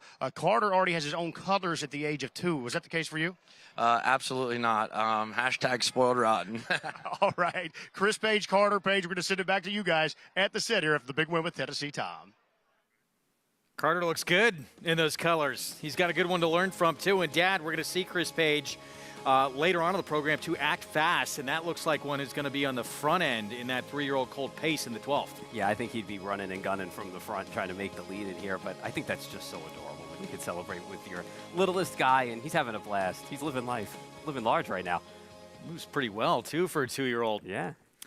Going to break, we talked about Flavien Prat, and we know his background. We talked about it a lot during Saratoga Live with harness racing. His parents both trained standard breds, and he has a lot of experience in the sulky. Part of this match for charity with Brett Beckwith. He was riding for the Belmont Child Care Association. Brett for the Franklin Community Center, and it looked for a moment like Flavien Prat was going to pull this off. Yeah, and this was a big deal. You know, I was at Saratoga Harness opening week, and when Saratoga opened, I should say, and it was all a buzz, man. Everybody was living life looking for this match race. They thought Flavien had a big shot to win this, and boy, Brett Beckwith said, you're not coming into my backyard and getting the job done. But everybody was so nice up there, and they only had great things to say about us and our programming, and, you know, you can't ask for more than that for 2 great organizations.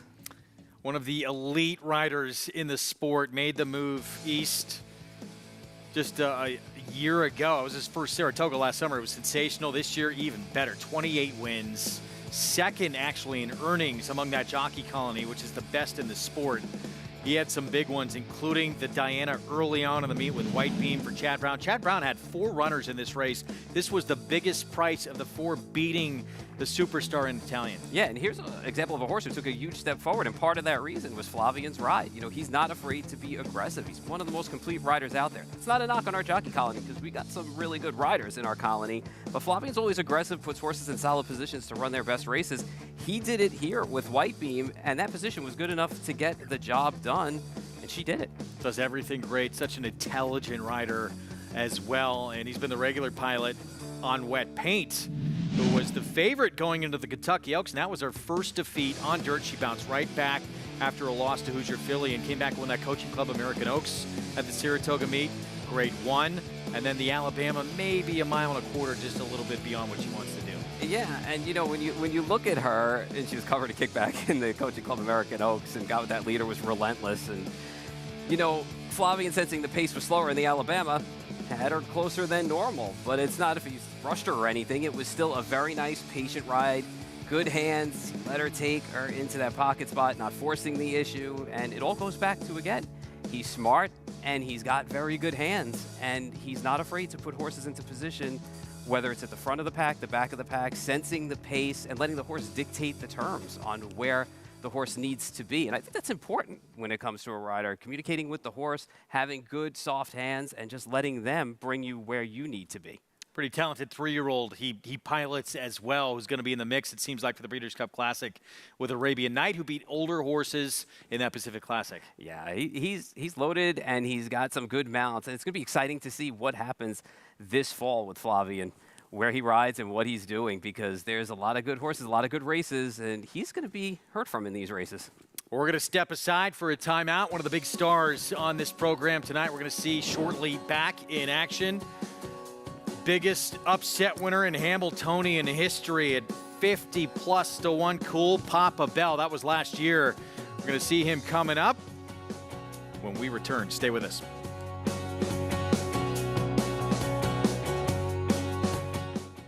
Purple Haze Standardbred Adoption Program in Oxford, New York was created in 2018 by Wanda Palacini to provide training to transition for finding homes and new careers for horses. Horses are started with groundwork and then ridden in an arena before moving on. Horses at Purple Haze are then evaluated and adopted out based on abilities and temperament. If you have a horse that you care about, or if you are looking for a great pleasure horse, contact Purple Haze Standardbred Adoption Program at 518-669-2715. Experience the adrenaline-pumping, suspense-filled action of the Sport of Kings no matter where you are with Naira Bets. It's fast, easy, and secure. Download the app today and start winning with our lucrative weekly promotions, thrilling handicapping contests, and a one-of-a-kind VIP rewards program. Don't just watch horse racing, be a part of the action with Naira Bets.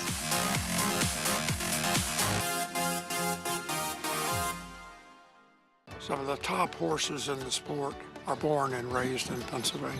It's really the world capital of standardbred breeding.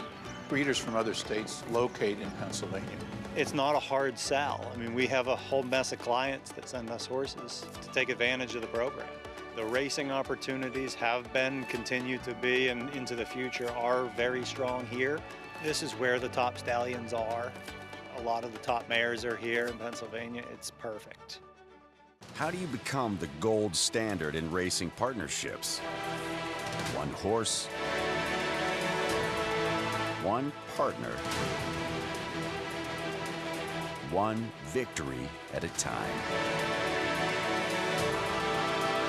Congratulations to all our partners who have made West Point the gold standard for the last 3 decades.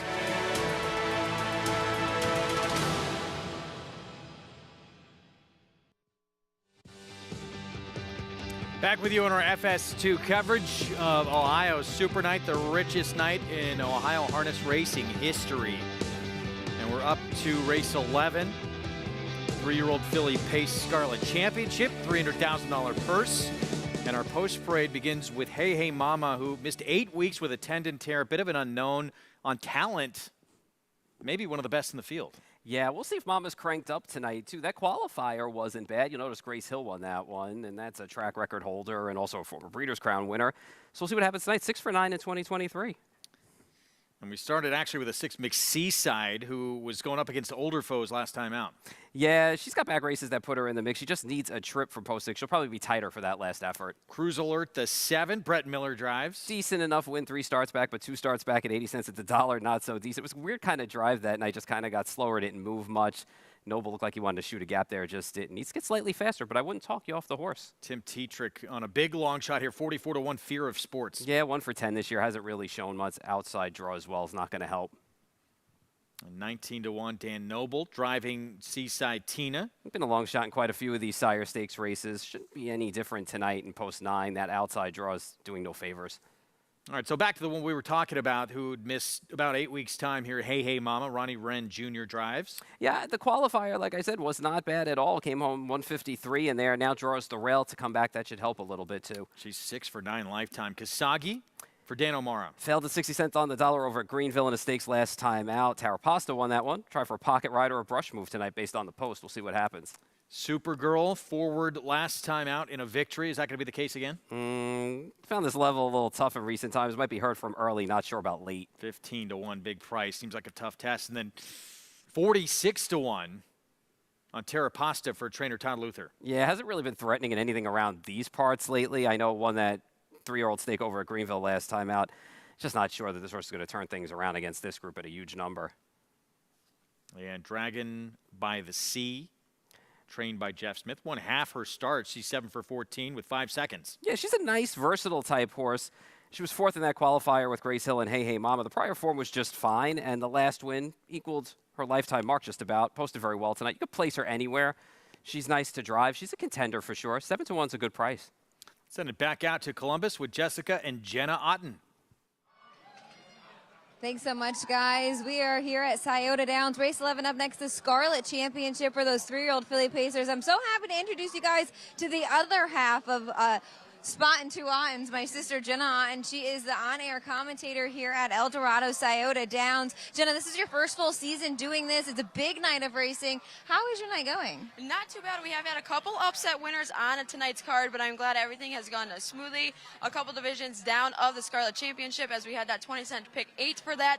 $3.7 million on purses on the line here tonight, and nothing has disappointed. It really hasn't. We've seen a little bit of everything. A couple of horses win on the front end. A couple of horses win from off the pace. Big odds, long odds, short odds. Let's go on to race number 11. We actually disagree in here like we do on most things in life. You're going to go to the 6 McSeesa. You just had a chance to talk to Chris Page in the winner's circle. What did he tell you about this filly? The connections are high on going back-to-back with this Lexington Select $67,000 purchase. She was third last time out here, Jess, in the non-winners of 18.5, just a notch below the open. Kind of kept her in, kept her sharp for this big effort. 51 flat, back-to-back. She was a 2-year-old filly pacer of the year. She has $457,000 bankrolled. I see her honestly going back-to-back at a short price, 3 to 5. She does get a good post to work with. People see the condition non-winners of 18.5 last 4. She was facing older horses in Ocean Music, Pen Paper Page, who is actually an Ohio Sire Stakes champ just a few years ago here at Scioto Downs. Actually, for the connections of the next horse, I want to ask you about Dragon by the Sea.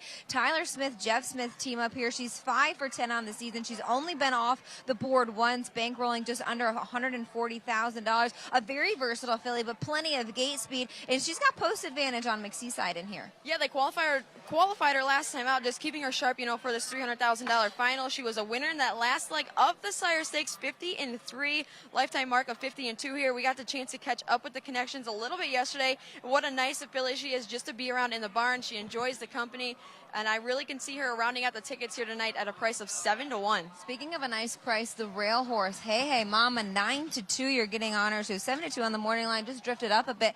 Now she did have a little bit of an off there back here on July the 7th, but I'm going to go back to earlier this year. I had a chance to catch up with Ronnie Wren and Brian Brown, and Ronnie told me that this was his favorite filly last year. Unfortunately, I think she got hurt last year after she had qualified. They gave her the time off. She was a beautiful filly down by the seaside. She came back and qualified very good last week in 53 home, 27-2 behind Grace Hill. We all know what kind of filly Grace Hill is tonight. How aggressive do you think Ronnie Wren will be off the rail in here tonight? You got to get away in a spot here to obviously not spot the field too much, but she has had a couple months off. We've seen a couple horses here tonight with a couple of weeks off, let alone months, not be as sharp as their company. She's coming off of a qualifier, no starts in the last 2. I have her on my ticket. I didn't think we'd be getting a 9 to 2 price just because of the layoff. Cassawaji. Sam Widger drives this one from post 2. Dan O'Mara conditions this filly by Do Me That Again. And we've seen Sammy go gate to wire from post 8 already tonight, paying over $30. Now, this horse has been kind of bouncing back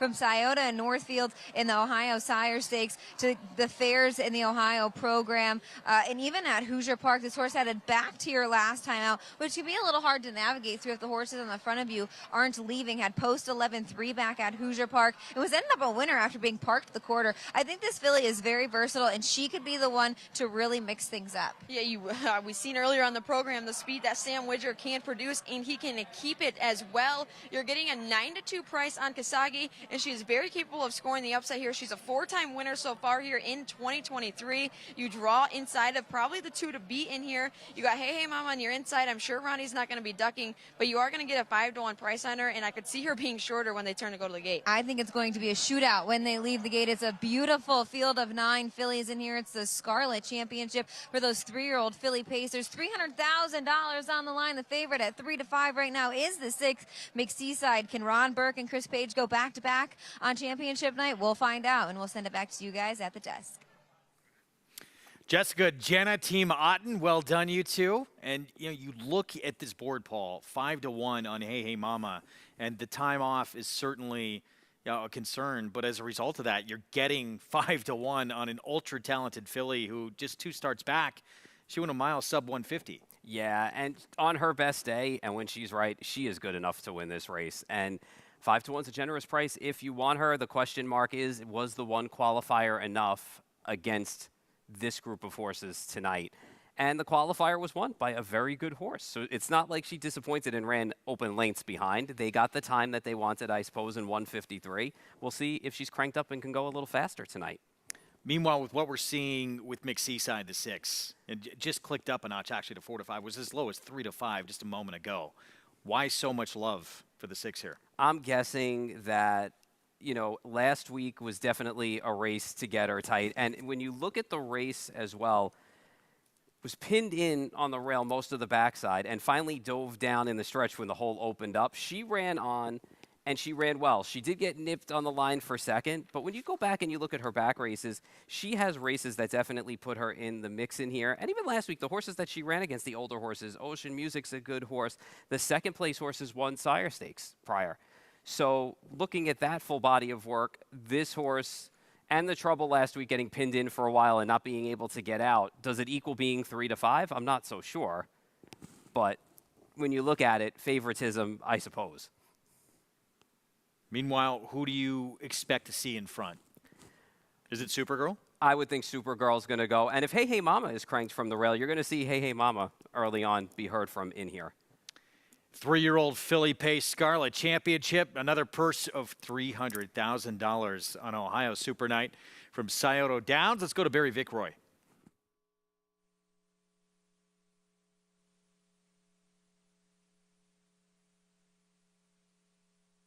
Three-year-old filly pacers for the $300,000 Scarlet Championship at the start of a 50-cent pick 4 from the rail out. Hey Hey Mama, Kasagi, Supergirl, Terrapasta, Dragon by the Sea, Mixed Seaside, Cruise Alert, Fear of Sports, and on the outside, Seaside Tina, field of 9th for the 11th from Scioto Downs, and here they go.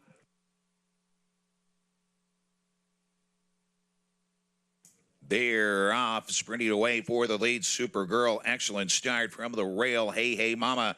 In the center of the track is Mixed Seaside, far outside. Seaside Tina powers away, circles up, and she'll cross over and clear to the lead. Racing away 5th as they circle the turn is Dragon by the Sea to her outside. Cruise Alert still looking for a seat. In between horses, Kasagi a bit steppy in the early stages, so Cruise Alert has gone 3 wide inside. Terrapasta rides the rail, and the trailer is Fear of Sports, 26-1 opener. And it's Seaside Tina at 61-1. She's headstrong along the inside. Will have to be wrestled back to yield to the favored Mixed Seaside, who takes over the lead. Supergirl is there third. Hey Hey Mama stays in. She'll be caught and shuffled.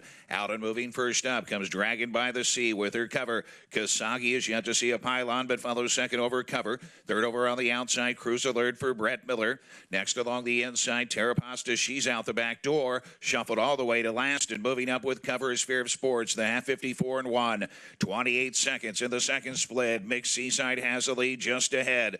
Dragon by the Sea coming with the pressure for Tyler Smith from the pocket. Seaside Tina second over fourth. Kasagi will have to go a big trip. Third over on the outside is Cruise Alert to the inside. Supergirl will need some racing luck and racing room as they head to 3/4. Coming 3 wide from 7th is Fear of Sports. Inside Hey Hey Mama and the trailer Terrapasta. 3/4, 122-1. 28 flat backside. Mixed Seaside maintains that short lead from Dragon by the Sea. Kasagi is out 3 wide. Cruise Alert will have to come 4 wide. They're off the turn on their way home. It's Mixed Seaside with the lead. Dragon by the Sea tried to come to her with Kasagi, and on the far outside, Cruise Alert is digging in. Far outside, here comes Terrapasta from nowhere. Terrapasta wins the Scarlet Championship in 151-2.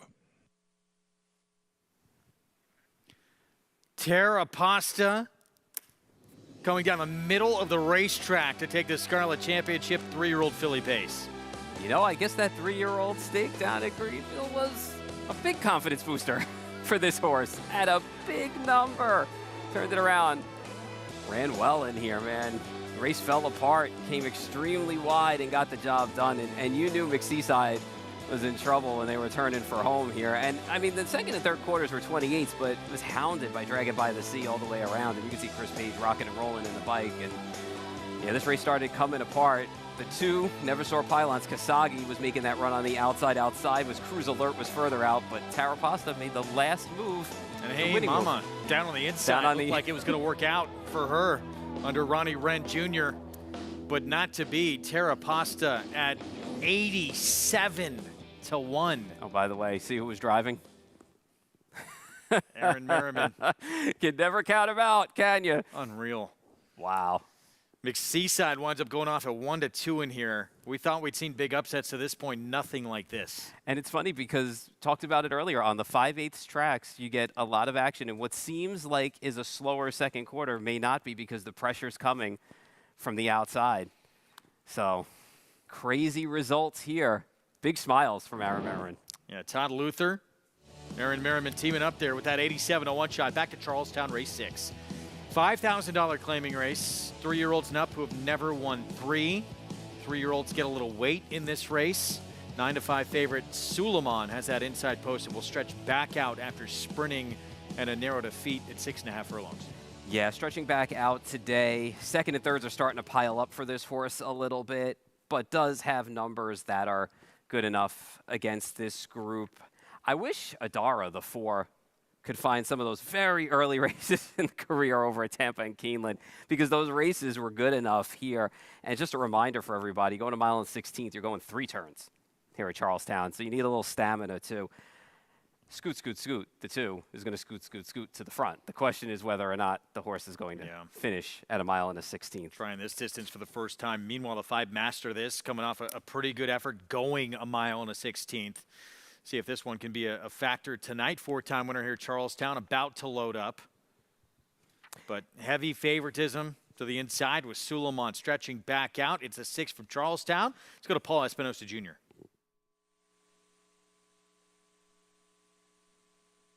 Righteous Man. On the outside will be Transfer the Fun. Group's all in line.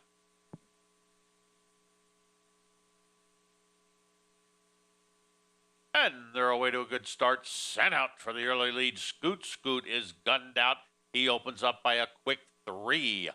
Suleiman in second. Up on the outside, Adara to his outside. It's going to be Master This. We're going to come through the stands the first time, and it's going to be compliments of Scoot Scoot on the lead by about 2.5. Suleiman in the red silks is sitting second. 3 deep. That is Master This. Between horses is Adara. Down along the fence is Valero. The opening quarter was 24.71. A break of about 4 lengths to Transfer the Funds as we go into that clubhouse turn. And it is still on the lead, Scoot Scoot. He's been there all the way, and he's had the advantage over Suleiman for about half a mile. Right now, that half is 49.25. Moving quickly now into third is Master This. Adara is biding his time along the rail in fourth. A length back to Valero in fifth. Underway from the outside in the back, that's Transfer the Funds. We're going to have a race develop here quickly as Scoot Scoot is engaged by Master This. Between horses, Suleiman off the rail now. Adara is underway. But it is Master This, and he quickly took control under Gustavo La Rosa and opened up in a blink of an eye. Master This put some distance on this field quickly. He's 5 in front as we come to the top of the stretch in 1:14.46. And Master This, he has certainly done it. He has mastered the track condition and everything tonight. Master This is strolling home under Gustavo La Rosa and back-to-back winners. Master This gallops here in race 6. Master This just opens up on this field now. 5 wins at Charlestown. Yeah, made it easy, too. Gustavo La Rosa sat that 3-wide trip down the backside, and Scoot, Scoot, Scoot had enough scooting after the half mile. Was already under a drive, and Suleiman kind of lost interest, too, flattened out, but the horse who picked up the pieces did it quickly, and Master This, it just opened up and really was never asked down the lane. Gustavo La Rosa on Master This for the victory. We'll have the prices when we come back. A lot more coming up from Ohio Super Night. More from Charlestown on the way, as well as our FS2 coverage on America's Day at the Races continues.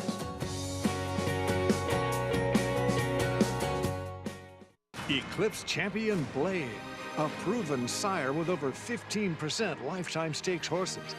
And in the sales ring, Blade continues to prove his value.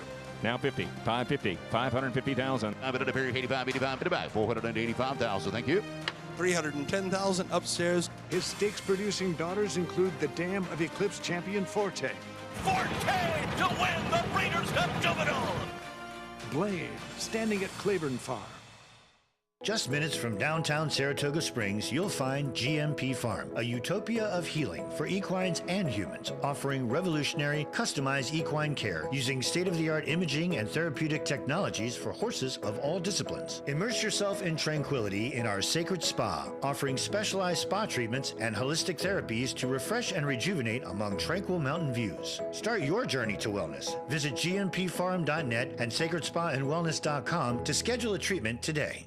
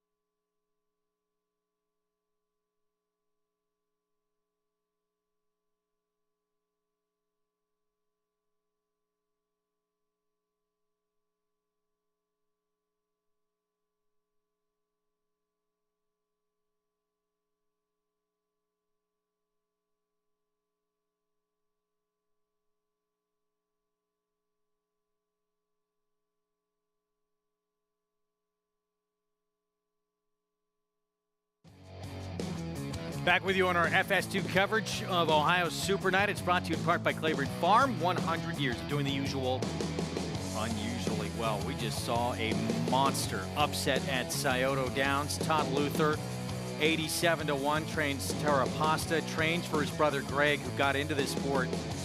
What he says, $1 million experiment, gave his brother some really good stock. And Todd jokes, he says, I always have a Walmart application on hand in case this doesn't pan out. Well, it certainly panned out tonight. 87-1 with this upset winner, Aaron Merriman in the bike. Let's go to Jessica. A big upset winner in that 3-year-old filly Scarlet Championship. Tara Pasta wins at 87-1, standing by with winning trainer Todd Luther. Todd, you had two in that race. You had one from an outside post, one from a middle pack post. We saw your other one leave aggressively out of the gate, and this one kind of got away in the back of the pack. Yeah, she got away last. I didn't think we'd get that far away, but I knew in the fractions. And up the backside, I seen she had a lot of pace, and around the last turn, I didn't even see her in the TV, so I was screaming, and then she got there. She when I was looking up the backside, I said, oh, Erin's sitting last. And then when I look coming down the stretch, she's about 6 wide. They were putting up some pretty decent fractions, but, I mean, everybody was pacing home with her. She just really seemed to be coming strong at the end of it. Yeah, she was real game in her last start there at the fair, and I told Erin she trained really, really good, and if the fractions worked out, we could get there. She had that win at the fair. How much confidence did that put into your filly coming into this race tonight? She knew it all week in training, and I was messing with Aaron. I said, I didn't even see you on the TV. He said, you see me at the end. She's now 4 for 15 on this season. Has she always had this capability, do you think? Yeah, she did last year. She threw up a mile, but she had problems with her throat last year, and we got that taken care of, and this year she's been really good. 2 Sire Stake champions tonight in the Scarlet division. Of course, Rosebud and Yolanda and now Tara Pasta. It's nice to get in the winner's circle on these big nights, isn't it? Oh, absolutely. And with Greg, it's in the family, and Tony takes care of horses. It's just a blast. Congratulations, and go enjoy this one. Thank you. There you have it, Tara Pasta, 87-1 upset in the 3-year-old filly pace Scarlet Championship. We'll send it back to the guys at the desk. Yeah, this one as well for his brother Greg Luther. Todd trains, and Aaron Merriman in the bike with his 87-1 shot. $176 winner. Man, that is crazy. You got a top driver in Aaron Merriman. You've got a guy like Todd Luther, and it's great for Todd Luther simply because it's a big win. His home track, he grew up there. He loves racing there. It's a family thing. This is a huge win. Nice win for them. Up next, the 12th 3-year-old colt pace Scarlet Championship. Now the purse of $300,000 in here. And we talked earlier about Act Fast. This one, back-to-back victories. Chris Page in the bike. Yeah, you know what? He looked good winning that Hem Consolation 2-back. Follow that up with an open-length win. Even at 4-1 on the morning line, and you get a better price right now. He's the horse to beat in here. Horse to beat. Looks like the horse to catch, too. Probably can control on the front end. We're going to talk some of the most talented 2-year-olds who we're going to see coming up here at this fall meet. Bright work. What a performance in the spinaway. Nutella Fella, a shocker in the Grade 1 hopeful.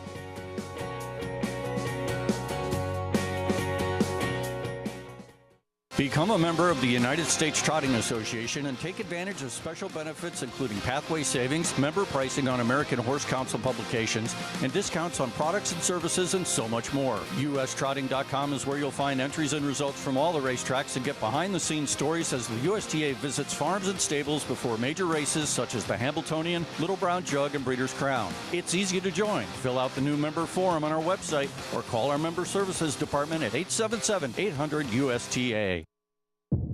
Reach for the unreachable. Race to new horizons. The artisan's quest for beauty burns in the heart of Japan, forging strength like no other, with love and honed to perfection.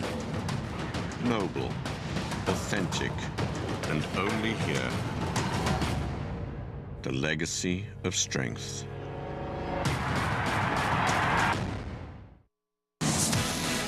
It's America's original sport, and no one covers it better than americasbestracing.net. From the sport to the lifestyle, the best races, horses, and destination venues, cocktails, gambling, fashion, and more.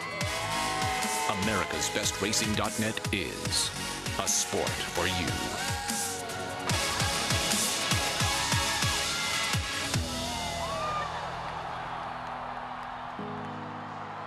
Racetrack Television Network brings you every race, from every track, on every screen, every day.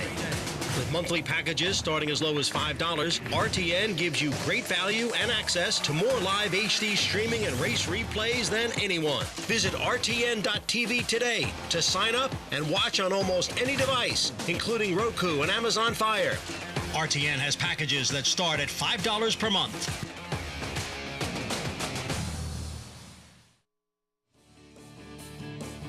You're watching FS2 coverage of Ohio Super Night out in Columbus. More action coming up momentarily. Greg Wolf, Paul Verderosa.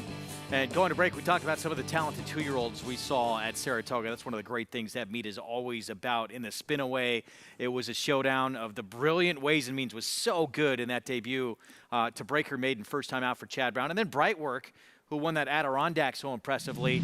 Tough trip out of the gate and later in the race as well for Ways and Means, but take nothing away from Brightwork. She is now a perfect 4 for 4. Yeah, and Brightwork has checked off a lot of the boxes you want to see.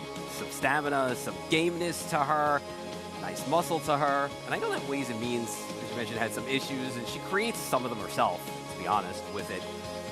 But I don't know if that would have made a difference at the end. Brightwork's a filly, though, who should be able to stretch out. Looks good. Ways and Means gets a good education from this start, I think, as well. Learning going forward. It'll be fun to watch these two match up again. Ways and Means is the second start of her career. Meanwhile, for Brightwork, back-to-back graded stakes wins here at Saratoga. That's quite an accomplishment to do that at that meet, but 4 wins at 3 different racetracks. John Ortiz, before he even came to the Adirondack, he was so high on this filly. He knew that she could maybe do something special, and she certainly pulled it off with back-to-back graded stakes wins. And not only that, being able to take her game on the road at such a young age, too. And he has the confidence in her. And as he says, she makes him, So we'll see where she goes from here. But sky seems to be the limit right now. And just looking at her, she looks like she's going to be able to stretch out. First Grade 1 for trainer John Ortiz, who grew up on that backstretch at Belmont. Good for him. This was the shocker of the meet. Nutella Fella for Gary Contessa, who started off the meet on Schuylerville Day with Becky's Joker, debuting in that graded stakes win at, I believe, 21-1. horse claustrophobic in the gate. Worked so hard to get this horse to be able to get out of the gate, and it pays off. Yeah, I guess the 2 races he won counted big time for the meet for Carey. But this horse, you got to love these run half. He's coming from well off the pace with a huge shocker. Race came apart with the exception of Timberlake. But the best thing I think that happened to this horse was the horse got left at the gate. It actually gave the horse a chance to settle down, and Junior put a really good ride on this horse. And I like Junior. He's a good guy, good rider. Gave this horse a chance to settle down and make that run. And actually tipped the horse back inside, which was a good thing, came back out and rallied fast here. So these 2-year-olds can jump up at any time with big performances. They can improve fast. This one did. First Grade 1 win for Run Happy, Mattress Max horse. And, of course, he tweeted this out. So proud of Nutella Fella, and he's got the Nutella with him, the consummate. Are you a Nutella fan? I've never tried it, to be honest with you, and I don't know if have you had it? I don't care. I've had it once, and I just don't like it. Such a great salesman, though, Yeah. Mattress Mac. And good for him because he's put so much into this sport, so much with Run Happy, such a tremendous horse on the racetrack, and now his first Grade 1 winner. Had some other very good horses who just haven't broken through at the big level. This horse could be very good. Gary Contessa said he's trained as good as any graded stakes horse that I have ever had. I knew he had talent. We just got to get him out of the gate. Yeah, and you know what? In this case, though, getting him out of the gate actually benefited for him. Now, if he's going to stretch out and he's going to do other things, he's going to have to break. So you know what? They improve quickly. This is a horse that may get the mile or a little longer simply because he has that lumbering style a little bit. It takes him a little while to get into gear. Good to see a son of Run Happy get a Grade 1 win. That was a shocker, 54-1. So we'll see if we hear more from Nutella Fella when we get to Belmont at Aqueduct. We get back to Scioto Downs. Action continues here in the 12th 3-year-old Colt Pace Scarlet Championship. And we talked about Act Fast, maybe the one to beat, and also the one potentially to catch in here. We're going to go back to Gabe and Emily for more. Thanks a lot, Greg. And how about that upset Emily Gaskin last race? 87-1. We talked about at the offset of this program. You just never know what you're going to see here. These guys, guns blazing, they go down swinging. We literally had 6 or 7 horses across the track, and it was a huge upsetter that got it done. It wasn't. They were calling horses from everywhere. I was looking inside, looking left, looking right, and like you said, it was a horse on the far outside to get the job done. But, you know, you got to love that. As competitive as the racing is, anyone's got a shot if you put them in the race. Yeah, and when's the last time you saw Aaron Merriman pay 87-1? You know, I was actually thinking about that. It's probably the last time he came to Hoosier Park because I do not think in the state of Ohio he's probably ever been sent off at the odds of 87-1. But he does come to Hoosier Park on occasion, and I would not have been surprised to see him at some double-digit odds there, but definitely not in the state of Ohio. And a housekeeping note out there, we've got some big news. I mean giant news. If you're out there wagering with us on this card tonight, that upset, we're left with no live money in the Pick 5. If the Pick 5 technically ends right here in race 12, there's going to be a carryover ability north of $26,000. That's going to turn around into tonight's 14th race. If you're out there watching tonight, an absolute huge wagering opportunity there. We'll get the exact amount of the carryover here after the 12th race goes official, but we can report to you at this time there are no live tickets. No one's going to have that winning combination, and we're all going to have a mega carryover here to shoot at a little later on tonight. Yeah, and you've got races like the Jim Ewart, the Charlie Hill coming up, which I think are just 2 phenomenal races. I think you can shop for some prices through and through. So just a phenomenal opportunity. Yeah, it really is. So we don't get many shots like that. That'll be a 6-figure guarantee.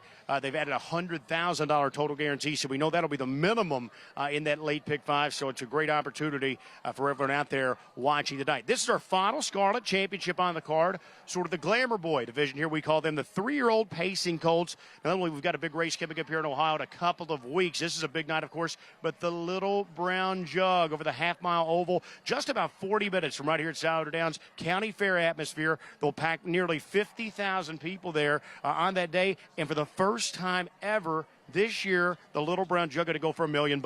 Yeah, just a phenomenal opportunity, and one of those races that if you come from the state of Ohio, that's the one you circle on the calendar and you know all about. So have to believe that we'll see a number of these horses coming right back. And that was the point. We've got 4 in here that are Little Brown Jug eligible, so we'll see if they can take a step forward tonight to maybe take that big stage here in a couple of weeks. The 1, 2, 7, and 9 both are all 4 eligible for that seven-figure race, the Little Brown Jug. And we'll begin with our top choice able right now, the lukewarm favorite on the board at 2-1. That's number 7, Act Fast. We've already seen Chris Page team up with trader Ron Burke for a big stakes win on the card tonight. He comes off back-to-back wins. He's in very good form. Early speed typically his weapon of choice. Yeah, exactly. And, this is a colt that was successful as a 2-year-old. He was a winner of the Matron Stakes in 50-3. He also won that Next Generation Stakes as 2. So not only a successful 2-year-old campaign, but he's obviously had a great 3-year-old campaign as well. On the board in 8 of 13, racing with a lot of confidence here. And, of course, as you said, high percentage connections. Now, I say he is building a big bankroll. That's a 7 Act Fast, over $345,000 into tonight for the 3-year-old. But he's not the richest in this race, able to gasket. That's number 2, Rock Me Like You Mean It. This guy comes in hitting the board 18 of 20. You talk about a model of consistency. He's earned over $386,000. So he was a very nice 2-year-old. He's bounced back here, earning nearly 6 figures at the age of 3 as well. He's got the post edge here, 7-2, and he's got a very aggressive pilot and driver, Dan Noble. Yeah, you're looking at the 2-year-old pacing colt champion in Rock Me Like You Mean It. And like you said, you've got leading driver Dan Noble, who I have to believe is probably pretty hungry for one of these victories. And this is his last opportunity to get it. And he's got a very viable candidate. As you said, inside post draw. The thing I like about this horse is that, he looks like he can get to the front, but he can also be rated off the pace. A few back, he left a quarter in 25-2, was able to set the pocket, still finished with a little bit of pace. He finished 3rd, but he's a colt that had a phenomenal 2-year-old campaign, and he's off to a great start for 3 as well. All right, well, the man of the hour has been Aaron Merriman. I don't think anyone's arguing that case. He was the one on the bike there to pull that 87-1 upset last race. Well, he's got another bomber here, Emily, 19-1 right now, vying for the longest shot of the board. That is the 8 Duncan. He's sort of taken an interesting route here into this race. How about the 3-year-old? You want to know how durable standardbreds are out there, Emily Gaskin? 17 of 34. He's raced 34 times this year. It's incredible. Absolutely incredible. It was one of those that jumped off the page of me, Gabe. So funny that you mentioned that, because exactly as I was handicapping, take a one glance, and that was just one of those things that jumped off. And maybe even more impressive that he's had 34 starts. He's won 17 of them. So, and this colt hasn't missed any dance. He's raced at Scioto Downs. He's also raced on the fair circuit for Betty Clegg. As you said, Aaron Merriman. Maybe a tough assignment from the outside post draw here, as it looks like he likes to race forwardly placed. But as you said, we've seen Aaron Merriman get it done, and get it done from the back of the pack. Yeah, I'm just amazed. If you want to know how extremely rare 34 starts are this year alone, the second closest in here just has 14. So, that's how incredible. He's got over 20 more starts, more than his closest competitor here so far in this season. A colt that's being overlooked a little bit on the board, the 9 Racing Rampage. Can we not overlook him here? He is winless on the year. He's hit the board 6 of 10. Some seconds and thirds there.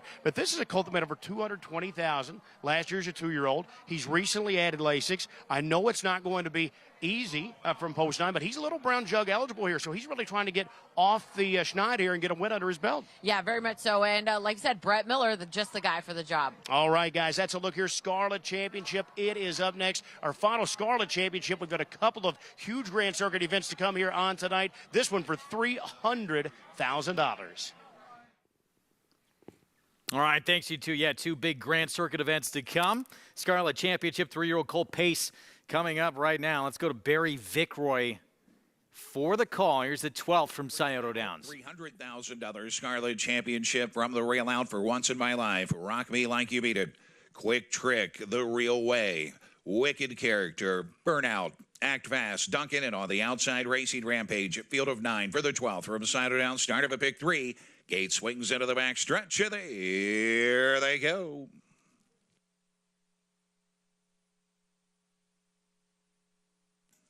They're off. Rock Me Like You Mean It. Timed the gate perfectly. Goes right to the lead. On the inside for Once in My Life. Center of the track. Burnout and Act Fast. Angle to the pylons away. 5th is Wicked Character. Racing 6 into the turn. They are sprinting. It's Quick Trick. Racing 7th at the rail is The Real Way. Duncan on the outside. He saw the move early in the early trailer is Racing Rampage. They head to the quarter. Rock Me Like You Mean It has the lead. Act Fast up on the outside. He'll challenge, looking to take over the quarter. 25-3 to the inside for Once in My Life is their 3rd. Racing in 4th is Burnout. 2 back. Wicked Character outside. Duncan won't see a pylon tonight to the inside. Quick Trick is now 7th, 8th on the outside and moving with covers. Racing Rampage in the trailer now the real way as they circle the clubhouse turn. Act Fast has taken over command from Rock Me Like You Mean It, who now has the pocket to the outside. Burnout has picked up the chase. He's now 3rd, inside 4th for Once in My Life, following cover. Wicked Character 3rd over on the outside. Duncan now has cover to the inside. Still nowhere to go for Quick Trick. Following the cover is Racing Rampage in the trailer the real way. The half was 52-3, 27 flat second quarter. Sparkling fractions being set here. It's Act Fast who has a lead and his wheel on the outside. Burnout will try to get to him and grind him down. Rock Me Like You Mean It has the pocket. Wicked Character is ready to come 3 wide for Gingras. Next is Duncan. He's still there to the inside for Once in My Life. 3 quarters, 121, 28 and 2 backside. And Burnout has taken over from Act Fast. He slipped a gear. He's in full retreat. Caught in a tough spot. Rock Me Like You Mean It. They're off the turn on their way home. Burnout with the lead. Wicked Character is coming on and coming at him. Passing lane. Here comes Quick Trick. Wicked Character. Quick Trick. Wicked Character wins the Scarlet Championship. From Quick Trick, Burnout, and I believe Duncan was 4th, 149-4. Sub 150 Yannick Gingras for Ron Burke. Wicked Character, 8th win of his career. Yeah, he was supposed to win 3 back down at Lexington. He was supposed to win 2 back and didn't. He was kind of parked, made that move. But let me tell you something. Tonight, he got quick fractions. That's the fastest they've gone tonight, and sat that nice second over trip and just flipped off cover, and the Green Hornet gets the job done. Made it look pretty easy in the end, although Quick Trick came up the passing lane late. But really, no doubt about the winner here as they came to mid-stretch. Yeah, that early leader, even that second move from Act Fast, that one backed up quite a bit, 25-3 for that opening quarter. They were flying. Yeah, that was the fastest of the night. Even the half, 52-3. That's fast going 27 that second quarter on a 5/8 with people making their moves, coming first over at you as well. It's Wicked Character at 10-1, 87-1, now 10-1. It's been upsets all evening long here on Ohio Super Night. Well, the prices when we come back.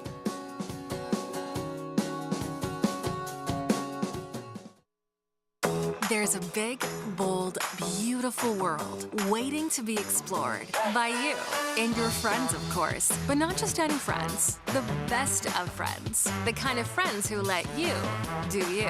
Because in this world, it's positive vibes only. And when you get in the zone here, you stay a while. These aren't just good times, they're the best of times. And your time is now. So come explore. Resorts World.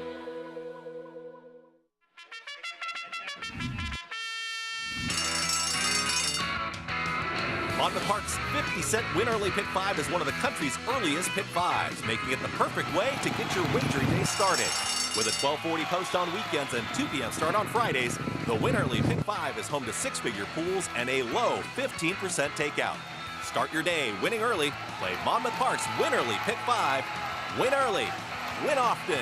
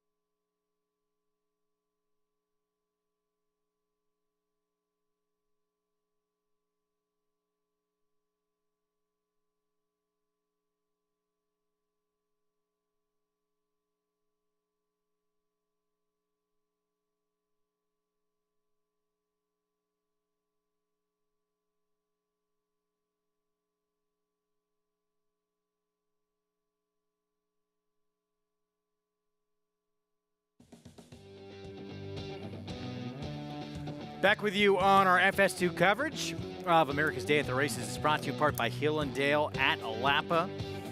More from Scioto Downs, their two main events coming up, the Charlie Hill Memorial Trot and the Jim Ewart Memorial Pace. We're going to go out to Charlestown, though, right now. Race 7 coming up. And this race, 7/8 of a mile, allowance optional claiming field. Yeah, you got the favorite on the rail, the number 1, Fancy Concho. Got to go back a long ways to find the last win, March of last year. 2 starts back, had some problems coming out of the gate, but still managed to run really well there. Last time out was up against Stakes Company, drops back in here tonight against optional claimers. I like the horse on the outside a little bit, the 7 Out of Sense. Last race was fine. They tend to stay wide at Mountaineer, so don't worry about that. He was wide and kind of was ridden out. He should have won 2 back as well, just missed there. He's back to Charlestown. Should be up close from that outside post. I like him a lot as well. I thought he was the horse to beat in here. We'll see for Jeff Ronco coming up that dominant win last time out. Multiple winner here. Let's go to Paul Espinosa Jr. for the call. Very strategic race here. Be interesting to see what happens early. All in line.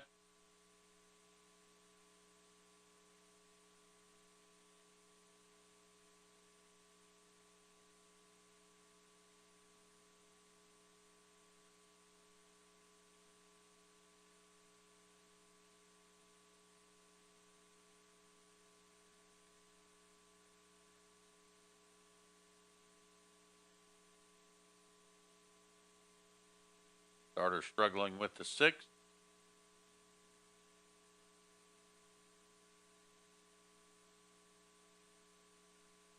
And they're off. Middle of the track, Bubba Grump. He wants that early lead. He'll be followed by Remy Showtime. Quickly into contention.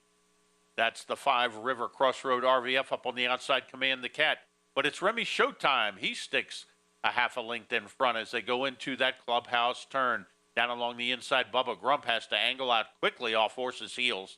But it is Remy Showtime by about a half a length. Command the Cat in second. River Crossroad RVF in between horses in third. Up on the outside now, Bubba Grump got off that fence, and he's moving towards the leaders. On the inside, Fancy Concho, a break of 2 to Out of Sense. And it is still 23.38. It's still Remy Showtime. He's been there all the way. River Crossroad RVS is coming under a strong ride. On the outside, Out of Sense is being sent into contention quickly, and 47.13, and it's a battle royale up front now. It is Remy Showtime on the inside, on the outside, Out of Sense. These 2 riders are both going at it from far back underway as Buff's Eye View at the top of the lane. Remy Showtime on the inside, on the outside, Out of Sense. These 2, it looks like a match race now. 112.51. Remy Showtime's got the best of it. On the inside, closing quickly is Buff's Eye View. Buff's Eye View, Remy Showtime, Buff's Eye View. Oh, it was too tight to call.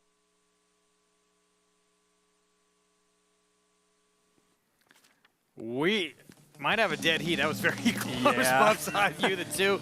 Remy Showtime before. I can't separate them. Can you?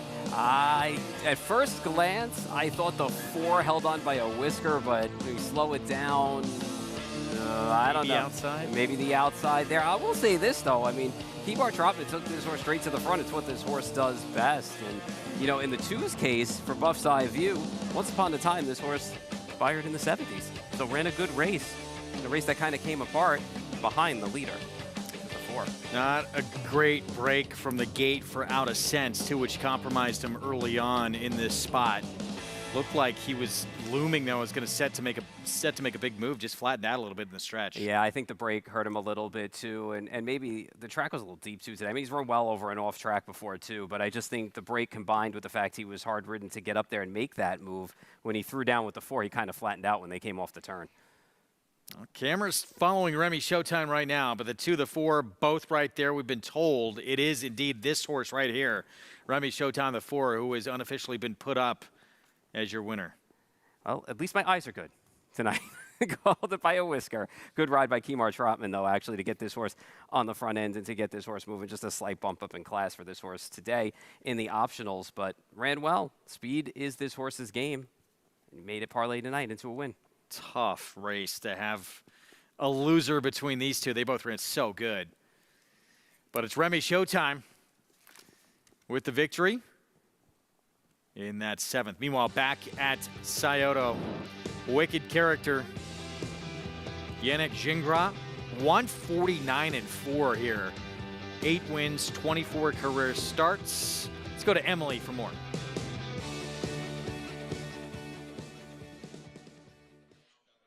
Standing by with Yannick Gingras, the winner of Wicked Character, teams up with Ron Burke. And Yannick, a little bit of a delay getting here, but a good time to show up. Yeah, no, absolutely. Just was a long day, delay, weather delay at Yonkers this afternoon. And we got lucky to get out of there, really, because the weather wasn't good all the way through here. But thankfully, we had a good pilot that got us here on time. Not sure if you had time to look at the race right before you went out, but wicked fractions up front. Second over, had to believe that you were loving that trip. I did, actually. At the 5.8, I had a handful of pace. I felt really good about it. But then Heron was on my back, and he felt like, because he was bouncing off my helmet, felt like he had a lot of pace, too. So I was a little worried about him. But my horse raced tremendous. He did set up for him, but he still had to do the work. And, he raced really good. Yeah, coming off the pace. A few weeks ago, you put him on the front. Looked like maybe he was a little short. But obviously coming over off the pace a little bit, had to believe that he was pretty brave there. The first week I raced him on the front in Lexington, he just wanted to go. He was really, really good. The second time, not so much, So I knew I had to find a helmet somewhere and trying to follow. Maybe you can cut him out once in a while, but definitely not 3 weeks in a row. Yeah, and again, a winner of the $300,000 3-year-old colt pace. Great time to show up. Wishing you the best of luck on the rest of the card. Best of luck to you guys. All right, Emily, thank you. Yannick Gingras, good for him. Wicked character, 10-1 here, pays $22.60. Another talented runner from the Burke barn gets the job done. Yeah, gets the job done here today. New lifetime mark as well for this horse. So looking sharp. And you know what? When these horses get into form, they reel off wins. We'll see what happens with Wicked Character. Time for our main events coming up. One of 2 Grand Circuit events next. Charlie Hill Memorial, $250,000 mile trot. We're going to see Yannick back in action here on Incommunicado. Has won 3 in a row, but taking a big step up in class in this spot. Jujubee, former trotter of the year back in 2021. With more on this field, let's go back to Gabe. Thanks so much, Greg. And I'm standing with a gentleman that is no stranger to this winner's circle here at Scioto Downs. It's the 28th consecutive season that Virgil Morgan Jr. has been the leading trader here at Scioto. Virgil, that's quite the feat. Yeah, I mean, you just take it a year at a time. Makes me feel a little my age a little bit, maybe. I don't want to feel that, but yeah, I'm blessed to have so many great people that have been around me to help me do that.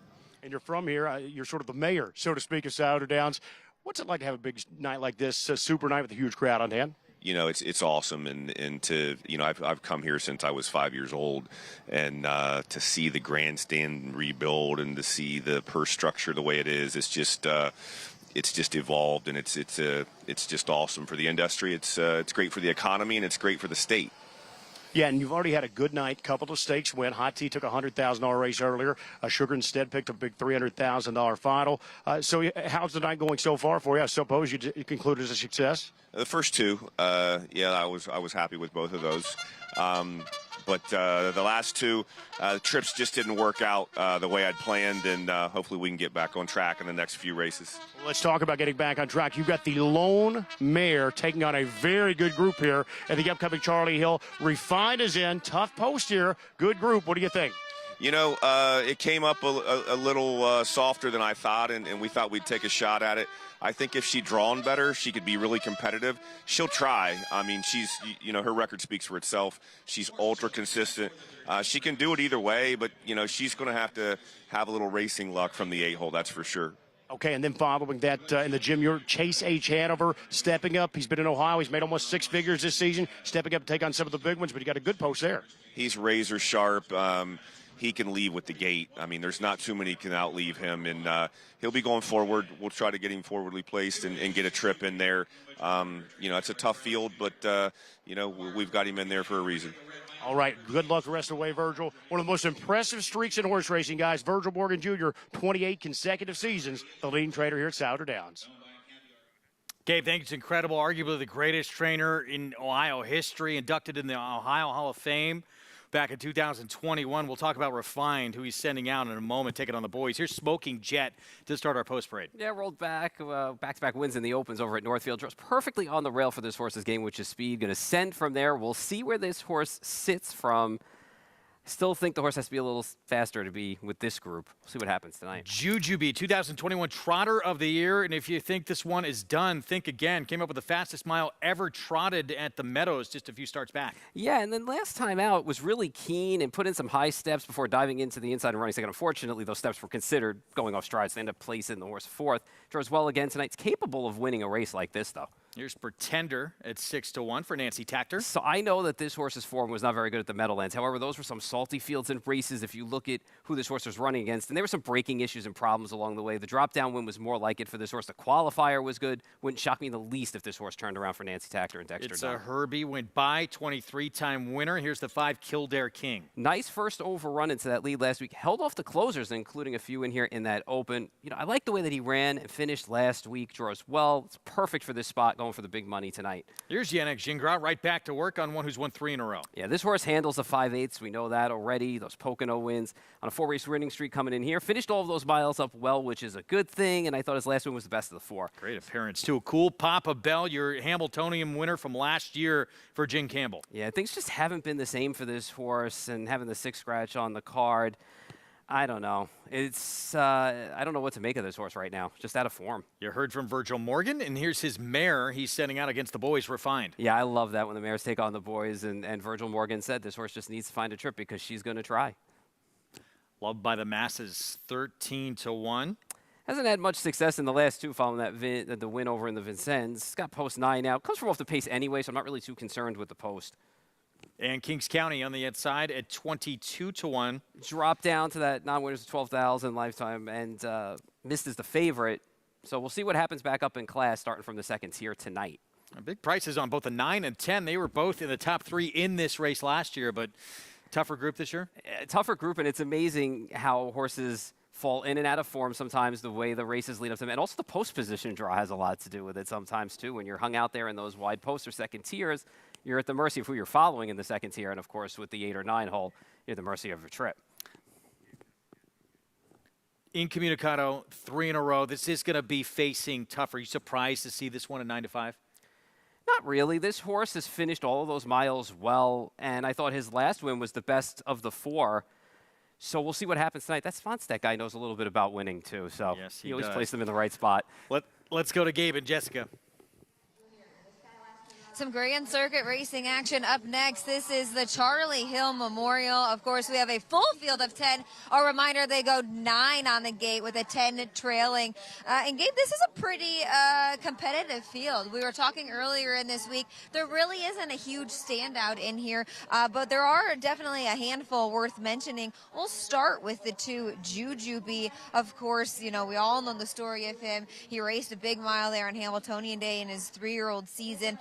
Lightly raced last year, lightly raced this year, and only 1 lone win on this season. Yeah, Jujubee is looking to, get the train back on the track, so to speak. Jess, you said it. He was one of the best 3-year-olds in the country back in 2021. Took the Kentucky Futurity, multiple stakes there. But his 4- and 5-year-old season just have not gone as well. Now, last week here, he was absolutely loaded. He sort of almost ran over top of a horse in front of him.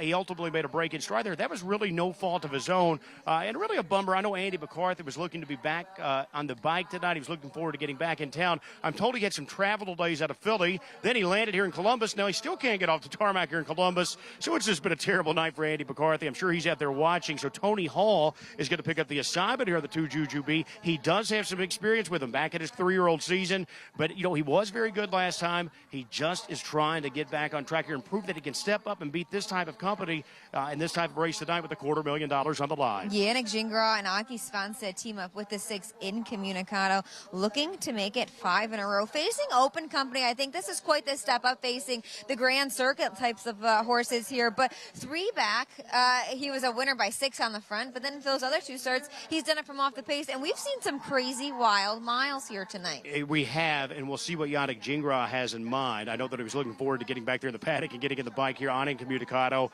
You have to respect the credentials here.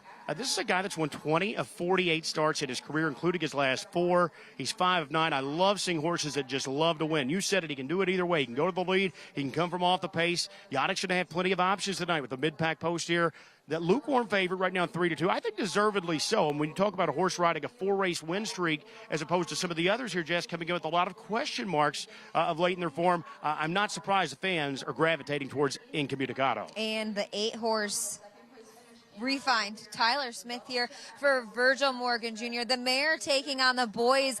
She actually beat Bella Bellini earlier on in the season. She's such a nice, classy mare. It is going to be a tough task from post 8. Yeah, I would have to think with all the males inside of her here with a lot of speed that Tyler's likely going to drive her a little conservative. You know, when that's the case, you're going to get away towards the back.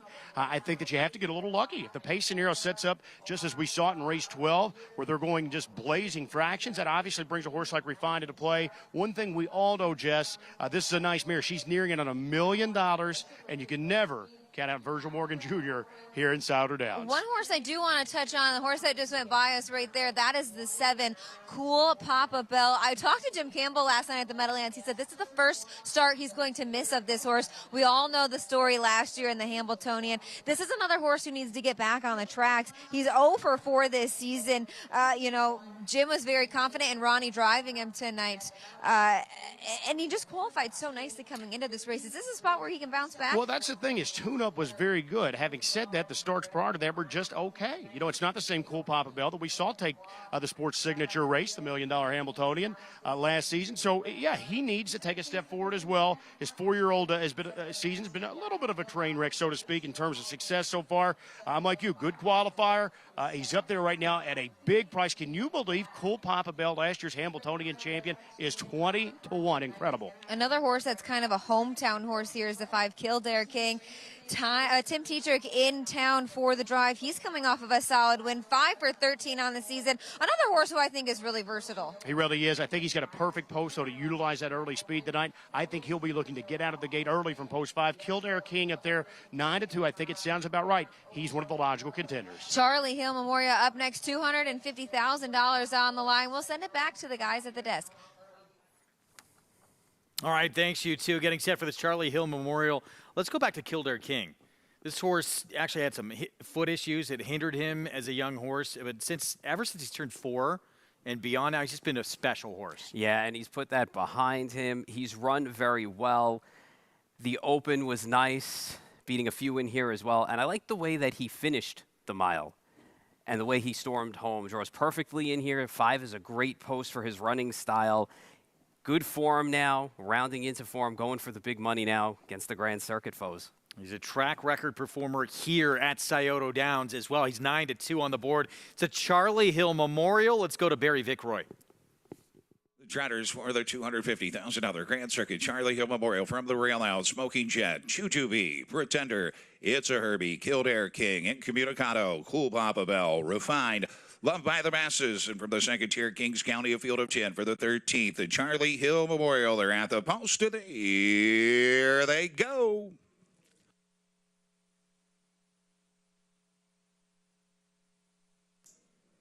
They are off. It's a Herbie was off stride before the start, going out for the lead. Jujubee and Kildare King fire away. Center of the track, Incommunicado, Smoking Jet to the inside is there 4th. On the outside, Pretender races in 5th from the second tier. Kings County looking to move up. Loved by the Masses is next. Followed by Refined in 8th. Racing in 9th, Cool Papa Bell in the early trailer following the miscue. It's a Herbie. They'll motor towards and past the opening quarter, and Kildare King and Tim Tetrick have the lead. They'll clock the quarter 26-4. Jujubee is there second, and Incommunicado is 3rd. Smoking Jet is 4th. Racing in 5th is Pretender. He is followed by Kings County. To the inside next is Loved by the Masses. On the outside, and on the move comes Refined. Gapped away early. Cool Papa Bell yet to find his best, and far back the early breaker. It's a Herbie.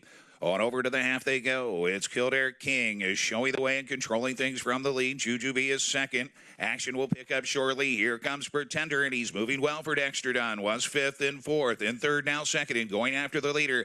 The half was 55-3, 28-4, second panel. Kildare King on the inside. Pretender with the pressure on the outside. They're nearly on even terms. Jujubee getting the pocket ride. Racing in 4th. The whip is up on Incommunicado. Smoking Jet continuing to skim pylons. He's 5th along the inside. inside. Behind the gapper in the outer flow, Refined will have to come 3 wide. Next is Loved by the Masses in Kings County, 3/4, 123-1, 27-3 backside, and Pretender has jumped it off. It's Kildare King with the lead. Still patient from the pocket is Jujubee. Outside, Incommunicado is starting to close. Smoking Jet looking for racing room. They're off the turn and on their way home in the Charlie Hill. It's Kildare King. Passing lane, Jujubee is closing. Center of the track, Incommunicado and Yannick Gingras take the Charlie Hill in 1:51.4. Yannick Gingras back-to-back. Incommunicado make it 5 in a row. Worked hard for this one, too. The whip was up on this horse as they made their way past the half and really was still sitting inside. Couldn't catch the cover of the 3. The 3 ended up breaking, but boy, step up to the Grand Circuit Company. Worked hard to get that win, but got it nevertheless. Do you see a favorite win on the card? So far, I don't know. I don't think we've had one since we've been on, right? We do now, right? Yeah. First time for everything. It's been a night of upsets. Not here. And you see Pretender breaking stride. And that was it for Dexter Dunn and Nancy Tactor's charge.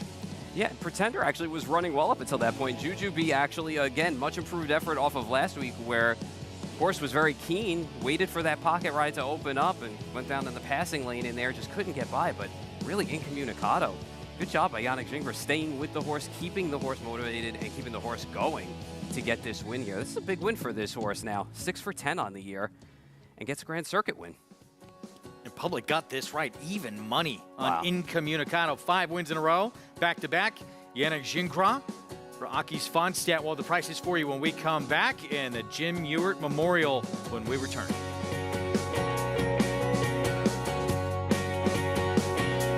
Curlin was the leading sire of Grade 1 winners in 2021 with 5 and 2022 with 6. Again in 2023, no stallion has sired more Grade 1 winners. Big race. Nest Clariere is too far back. A 16th to run, and Idiomatic has a 2-length lead. Nest is fully extended. This is what winning looks like. A huge performance all the way. Curlin, the classic sire. Experience the adrenaline-pumping, suspense-filled action of the Sport of Kings no matter where you are with Naira Bets. It's fast, easy, and secure. Download the app today and start winning with our lucrative weekly promotions, thrilling handicapping contests, and a one-of-a-kind VIP rewards program. Don't just watch horse racing, be a part of the action with Naira Bets.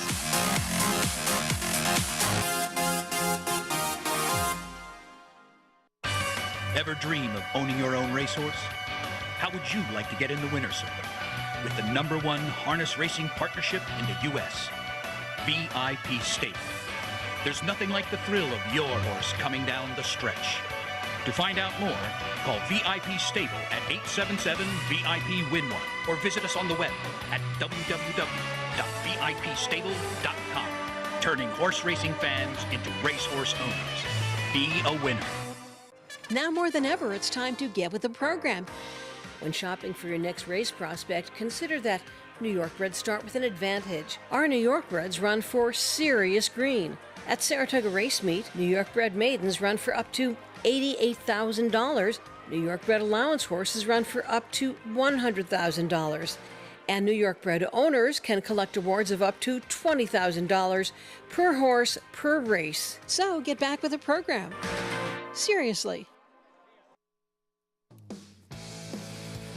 Back with you on our FS2 coverage. Ohio Super Night out in Columbus. It's brought to you in part by Naira Bets, where you can play all the action, bet any track, anywhere, anytime. Go to nairabets.com, get signed up, and started. Let's go back to that Charlie Hill Memorial. Incommunicado. Public had this one right. Bet down to even money. And now 5 in a row. Yannick Gingras and Aki's Fonstadt. Another one that's talented from the Fonstadt barn. And you know what? It took a little while to get this horse into gear and to get this horse motivated, but when the race started to come back, he ran a big one in here. First time against Grand Circuit horses, and actually made you sweat a little bit for that even money. He's had a good trip, though, on the backside, sitting 4th, and Yannick finally got the run out of him to get up. 21 career wins from 49 starts for this 5-year-old now, Incommunicado. Short price here, returns $4 for the victory. Let's go to Jessica.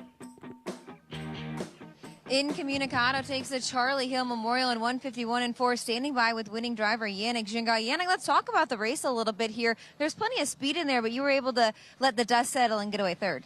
Yeah, I got away third, but to be honest with you, he didn't really want to get going. You know, at the half, I tried to move, but he didn't want it. He didn't want to, and up the back stretch, I was all in. But in the middle of the last one, you knew it was the money where the money started. You know, he really kicked home really good there, and he tried to stretch real well.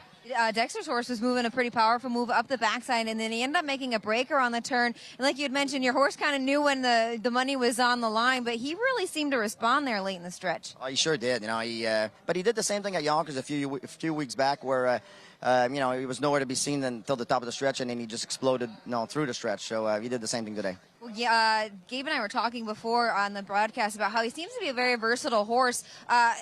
For him not to want to get going, is that something he's done like that before?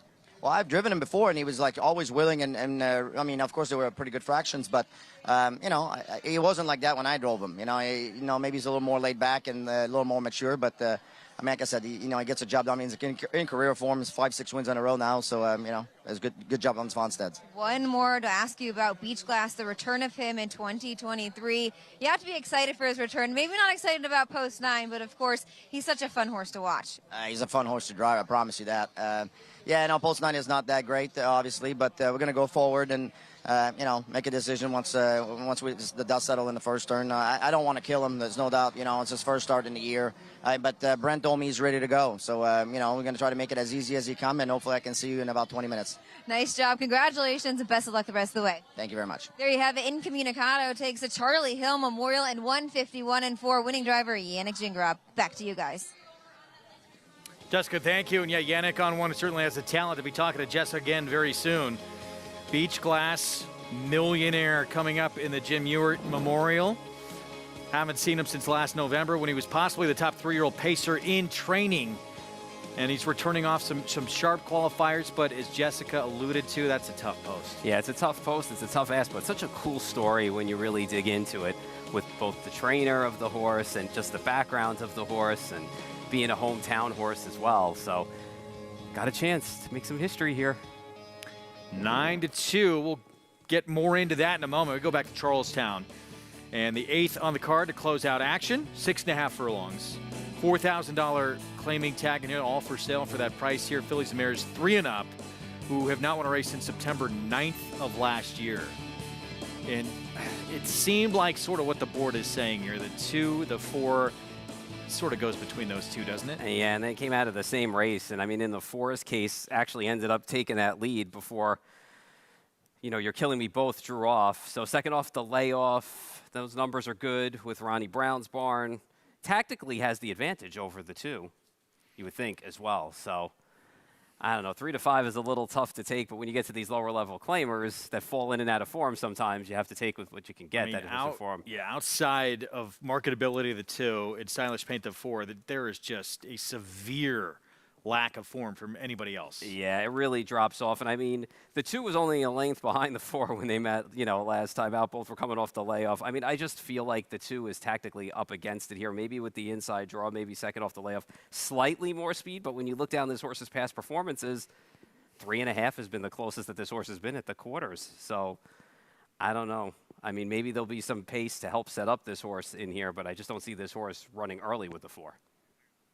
Yeah, and the better form, too, for marketability, the 2 seem like back when she was a 4-year-old, when she was more competitive, not now in her 5-year-old season. Yeah, it seems like the 2023 numbers have just not been there. Even when you look at the buyer numbers, it doesn't crack to 50 this year. So kind of tough to take. And like you said, once you get past this, the drop-off is pretty significant with this group. Another Grand Circuit race coming up, Jim Ewart Memorial. And we're going to head out to Gabe for more. Thanks so much, guys. Standing by here with a gentleman of the hour here because we're getting set up for that Jim Ewart Memorial. I've got owner-breeder Don Tiger of the 10 Charlie May. Post 10 tonight. Your home track. There's plenty of these Charlie May shirts in the building tonight. I know he is the hometown horse everyone's rooting for. Yeah, a lot of fanfare over here. A ton of people stopped me today. He's just been a treat and a blessing. But, yeah, we're happy to be on our home turf tonight for sure. And now, Don, take us back to 2017. You have one broodmare that you were going to breed. You ended up opting to breed to McCardle. The resulting foal is Charlie May here. He's made almost $2 million. That's really unbelievable against all odds. Yeah, it's unbelievable. I picked the mare up for $2,000, and she was barren, actually, and we got her back to health at Wild Standardbreds. Bred her to McCardle, and Charlie was the first foal, and when he began racing, it was a pandemic year, so you didn't know what to expect. It was pretty crazy, but, today, if we're first through fifth, we go over $2 million. Never thought I'd be sitting here telling you about that, but a little bit of a somber day today, too, because his sire, McCardle, passed away today. They had to put him down at Hickory Lane, so a little surreal, but, we're going to try to carry the torch today sentimentally and see what we can do. Yeah, odd timing on that for sure. What's this ride been like the last several seasons with Charlie May? He just shows up. He brings his A game week in, week out, whether it's here in Ohio, on the East Coast. Anywhere he goes, Charlie's always going to bring his very best punch. Yeah, like Brett Miller tells you, he shows up every week. He'll show up tonight. He's one of those horses like a boxer that once he gets in the ring, he knows his job. I'm just a blessed man. I have a great family. My son Julia and my wife April, they take good care of me. Everybody supports me. The fans here in Ohio have been massively great to our whole campaign and everything we're about. And, I never thought as a kid I'd have a horse that made $2 million, but here we are. So. All right, Don, congratulations. He bred one horse. That horse, guys, Charlie May. Now $2 million later, he's one of the favorites here in the upcoming Jim Ewart Memorial. In fact, he's 4-5 on the board right now. We'll see if this race goes crazy, if Charlie May can get it done. Hometown hero. He's the defending champ of the race as well, and he's a 4-5 favorite right now. We'll get back to that in a moment. We head to Charlestown, loading up for the finale. We told you late scratch of the 5. It looks like it's really between the 4 Stylish Paint, who's the favorite, and the 2 Marketability here in this 8th to close things out. Let's go to Paul Espinosa Jr. for the call.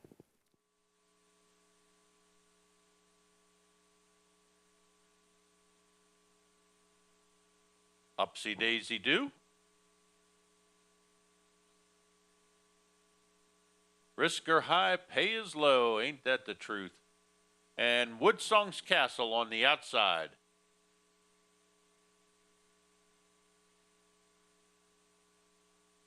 All in line. And they're off. On the inside, Broadway Peggy Brokewell going out for the early lead, as well as Stylish Paint. Up on the outside, Risk or High, Pay is Low. But it's going to be Broadway Peggy and Stylish Paint. They've got their own battle going on up front. And clearing the clubhouse turn, it's Broadway Peggy at 40, 4-1. Stylish Paint is in second. The opening quarter of a mile, 23.92. Sitting in third, Risk or High, Pay is Low.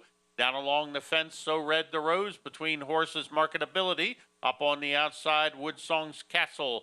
But Broadway Peggy, she's been there all the way. She's still got it by a length. Stylish Paint is being asked now to go up and prompt her.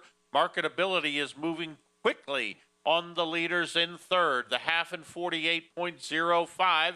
And Stylish Paint sticks a nose in front. Broadway Peggy drops back into second. Marketability is underway, ridden aggressively by Kemar Trotman. A break of 5. Risk or High, Pay is Low. They got a rein in Stylish Paint. Stylish Paint takes him to the top of the stretch. Marketability trying to bear down on her. It's Stylish Paint, Marketability. They got their own duel settled here, and it's going to be Stylish Paint. Stylish Paint's going to hold sway to win the finale. Top 2 on the board, run 1-2. Stylish Paint with the victory is the favorite to close out the action from Charlestown. We're going to take a timeout. We'll be back. Jim Ewart Memorial. Big one to come. Grand Circuit event. When we return, stick with us. Charlie May trying to go back-to-back when we return. Some of the top horses in the sport are born and raised in Pennsylvania. It's really the world capital of standardbred breeding. Breeders from other states locate in Pennsylvania. It's not a hard sell. I mean, we have a whole mess of clients that send us horses to take advantage of the program. The racing opportunities have been, continue to be, and into the future are very strong here. This is where the top stallions are. A lot of the top mares are here in Pennsylvania. It's perfect. Monday, September 18th is the biggest day of the year at Presque Isle Downs with a $150,000 Presque Isle Mile plus a $300,000 Grade 2 Presque Isle Masters. The Masters is a key prep for the Breeders' Cup. Just last year, PA-bred superstar Caravel became the 8th horse to run in the Masters before achieving Breeders' Cup glory. It's the Presque Isle Mile and the Presque Isle Masters, Monday, September 18th at Presque Isle Downs, Erie, Pennsylvania. For more information, visit presqueisledowns.com/racing.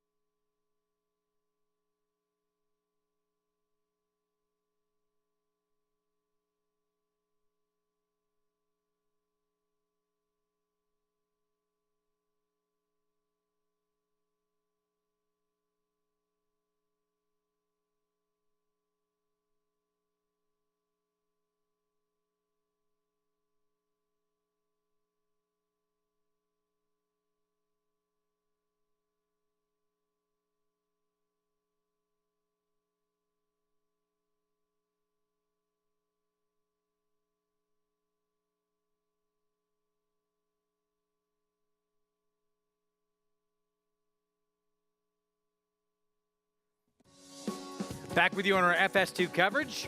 Ohio Super Night from Columbus, and the Jim Ewart Memorial is up next with a purse of $260,000. 9-5 favorite, the defending champ in this race, Charlie May. We'll get to him in a moment. We start with Luz Pearlman in our post-parade. I like Lou, but he always has a lack of speed that puts him behind the 8 ball. The rail might help today. Maybe he'll find a mid-pack spot and go from there. Dan Noble in the bike on this long shot here, 24-1. You know what? Flew home last week, 26-4 to win that Open. Horse finishes miles more times than not. Draws inside. It's a salty group here, though. Virgil Morgan with an 18-time winner. He sends out Chase H. Hanover. Yeah, no secret with Chase's game is speed, so I'm looking for Tony Hall to run and gun out of there, try and cut the mile, or at least make some pace in there to help set others up. Backstreet Shadow. I've been struggling. Seems to be back on form, though, with 3 wins in a row. Yeah, you know what? He's gotten faster in all 3, so his crank now draws well. Faces a little bit tougher here. Hoping for a helmet trip. Lay right off of one, see what happens, roll from there. Dexter Dunn driving Little Rocket Man at 8-1. It's pretty neat that this horse is 50 for 89 lifetime, so how could you not love that?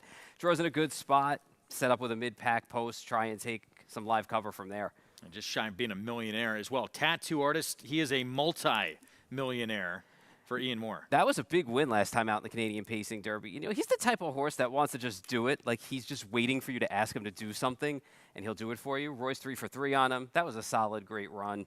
5/8 track worries me a little bit slightly with him, but I still think he's good enough in here. He'd been second to the great Bulldog Hanover in that Canadian Pacing Derby the year before. Forever Boy, Aaron Merriman, been saying his name a lot tonight. Yeah, I know, and he's on another long shot, too. A long shot in the last 4 races, basically ran to those odds. Did finish third in the Canadian Pacing Derby, a limb, though.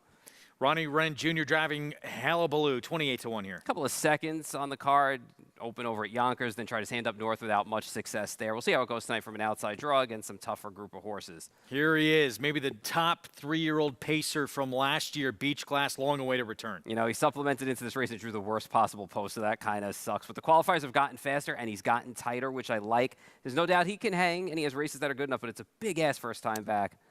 And the hometown hero, Charlie May, the defending champ of this race, can he overcome this second tier? How does he do it? I'm a Charlie May fan. I hope he follows one of the speeds because with the 10 hole, you do not have to follow the 1 since there's no 11 or 12. So he sets up shop maybe behind a horse that could give him some good position. He won the Houghton at a big price. He was my top pick that night. He's my top pick here. And you got to love the story. And it's a hometown guy. Got to root for this horse tonight. Let's go back to Jessica and Gabe. We are both rooting for the hometown horse in here. Post 10 for Charlie May. Now, I had a chance to catch up with Brett Miller earlier on in the night. He said, I don't like post 10 at all, but this horse overcomes bad post after bad post. And how can you not love the story of Charlie May, Don Tiger, Steve Carter, Brett Miller teaming up here? I actually don't mind post 10, but I am a little skeptical after Brett said he didn't like it. Yeah, it is tough here at Southern. You start second tier, so you're behind the horse. You're at the mercy of the horse in front of you. I think it only wins about a 6% clip, so it is a little bit of a mountain to overcome.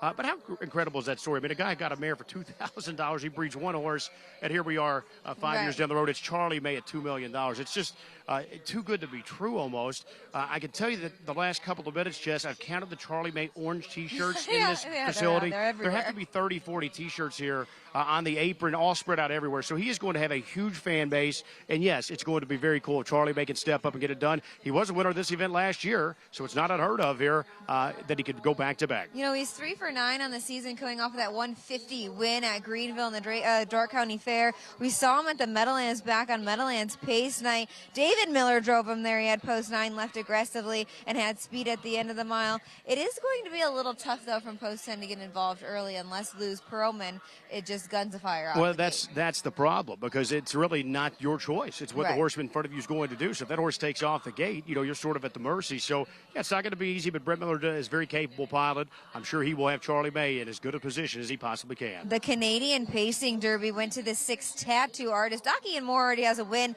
on the card so far tonight. He's coming off of back-to-back wins, the elimination in the final. Louis Philippe Law is actually undefeated on this colt. He's 3 for 3 for him. I mean, how sensational has this horse been? Because I know in the weeks past, months past, I've been saying, if you know one thing about harness racing, you know Tattoo Artist is going to leave the gate. Louis says, no, I want to use that for the last quarter of a mile, and he's been putting up some sensational trips. Yeah, and guess what? The Connections have opted to leave Louis Waugh on the horse as well. They seem to like those off-the-pace trips for a horse that does have wicked speed, and we'll see what he opts to do here from post 6 tonight. But Tattoo Artist is the most highly credentialed horse in the field. He comes in right at $2.4 million. Now, keep in mind, this field of 10 here, 4-year-olds and up, combined earnings, just nearly $12 million. You're dealing with some of the very best of the best, but Tattoo Artist, in terms of earnings, the headliner, $2.4 million, and right now on the board, he's a headliner as well, as a slight favorite here at 9-5. And let's get a quick comment in on the 9 Beach Glass supplemented into this race. Of course, had those throat issues and breathing issues last year. He was the 2022 Meadowlands Pace winner, and it's such a cool story because the connections of this horse actually had some beach somewhere, and that's the only race he didn't win was the Meadowlands Pace. So for the connections to come full circle and win that race last year is just such a cool story to tell. You know, it really is. And Brent McGrath, we talked about how Don Tiger bred one horse. He doesn't keep any horses himself. Yeah. So it's incredible that he had not only maybe the greatest harness horse to ever live in Some Beach Somewhere. He's got a nice stud here, part of his last crop. We lost Some Beach Somewhere at an early age from the stallion ranks. You know, 3 qualifiers. He draws the outside post. We haven't seen this guy race since Thanksgiving. Keep in mind, you know, that is so difficult off such a long layoff to step up here and be ready to fire with your fastball at first asking. Over $1 million. No, he does have 3 qualifiers under his belt. I heard Yannick Gingras interviewed in-house here just a little earlier tonight. He said, Brent McGrath said this guy's ready to go. So, you know, we'll see if that is indeed the case, but I know he instilled all of the confidence in his pilot, and we know Yannick's having a big night here with back-to-back stakes wins heading into this one, and he's got the mountain here on Beach Glass. Yeah, I just had caught up to him after Incommunicado, and he said Brent was very happy with him. He's not going to kill him, though, because it is a tough task from one of the hardest post positions as well. And, of course, we should mention Virgil Morgan Jr., again, a hometown guy here. I think he's been the leading trainer at Scioto Downs for the last, 40 years or something. Yeah, 28, and you might as well just go and start tagging the numbers on at this point. That's just an incredible feat. You know, everyone in the horse business can respect that type of streak. You know, so many things can go wrong in this business, and it's so competitive here on a nightly basis. You're in full fields, 10-horse events, stakes events. You've got the very best trainers in North America, but Virgil has held home turf here for many, many seasons. Chase H. Hanover's been one of the stars of his barn this year, Jess. He's made over 96,000. You know, this is a little bit of a test for class. You know, week in, week out, he sort of faces the best horses here at Scioto Downs. These are some of the best horses in North America. So you see that, a rare Virgil Morgan long shot of the board right now, 18-1, just a test for class. So he comes into this one riding a 2-race win streak, but this is a huge test for him here, even from a good post. It is a full field of 10 for the Jim Ewart Memorial $260,000 on the line. There is a carryover in this late pick 5 of $26,000 with a guaranteed of $100,000. Again, I think it's going to be a shootout when they fold the wings on the gate. Another exciting race up next here from Scioto Downs. We'll send it back to the desk. All right, Jessica, Gabe, thank you very much. Obviously, the two big storylines in here, Beach Glass, Charlie May, the 9, the 10 from the outside in here. They've accomplished so much in their careers.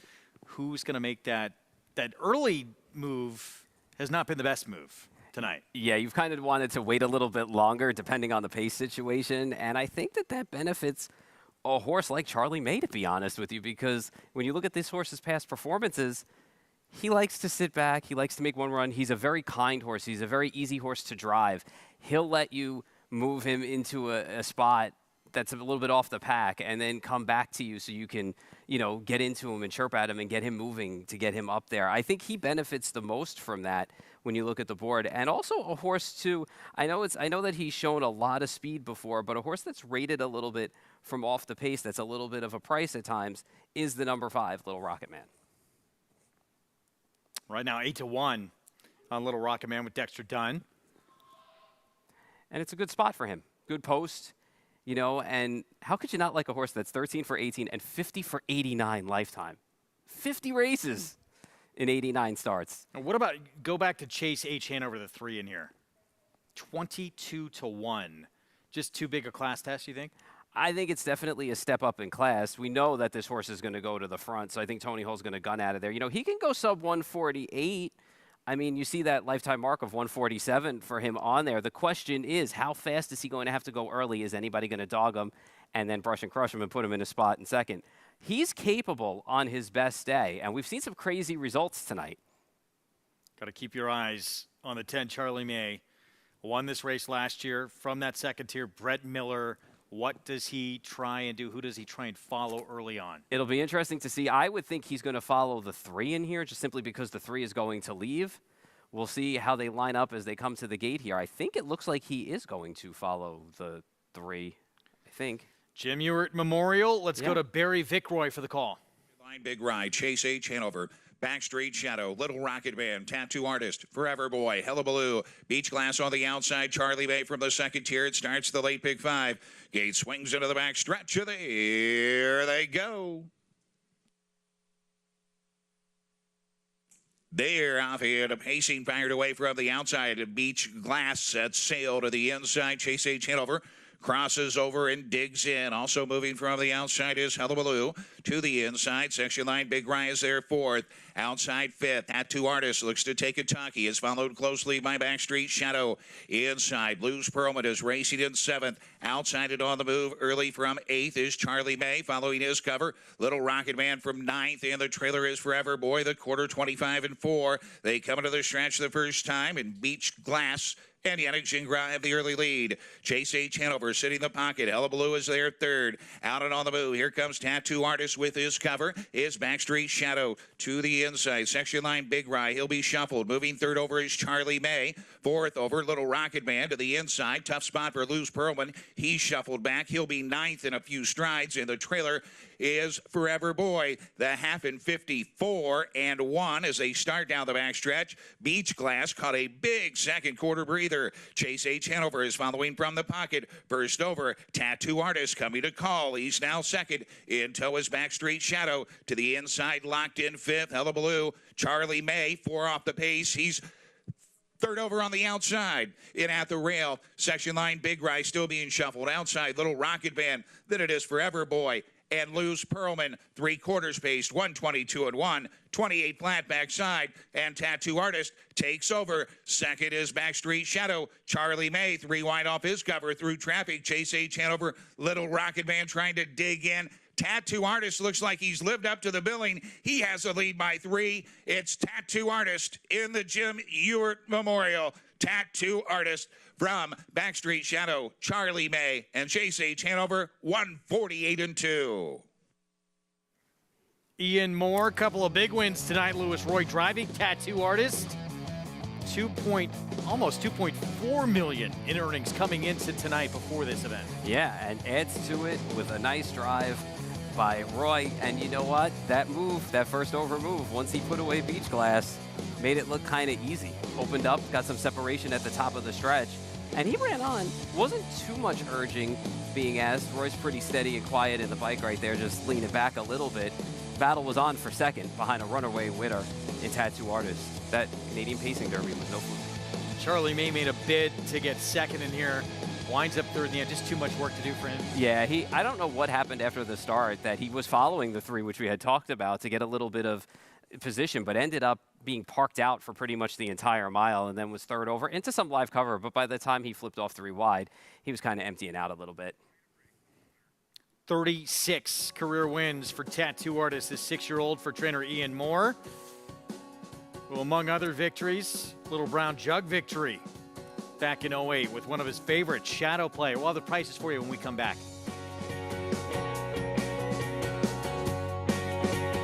Purple Haze Standardbred Adoption Program in Oxford, New York was created in 2018 by Wanda Palacini to provide training to transition for finding homes and new careers for horses. Horses are started with groundwork and then ridden in an arena before moving on. Horses at Purple Haze are then evaluated and adopted out based on abilities and temperament. If you have a horse that you care about, or if you are looking for a great pleasure horse, contact Purple Haze Standardbred Adoption Program at 518-669-2715. Racelens is the most in-depth product in horse racing, with unique features found nowhere else. True odds, predictive analysis, and pace projection. Racelens. It will change the way you follow horse racing and take your game to the next level.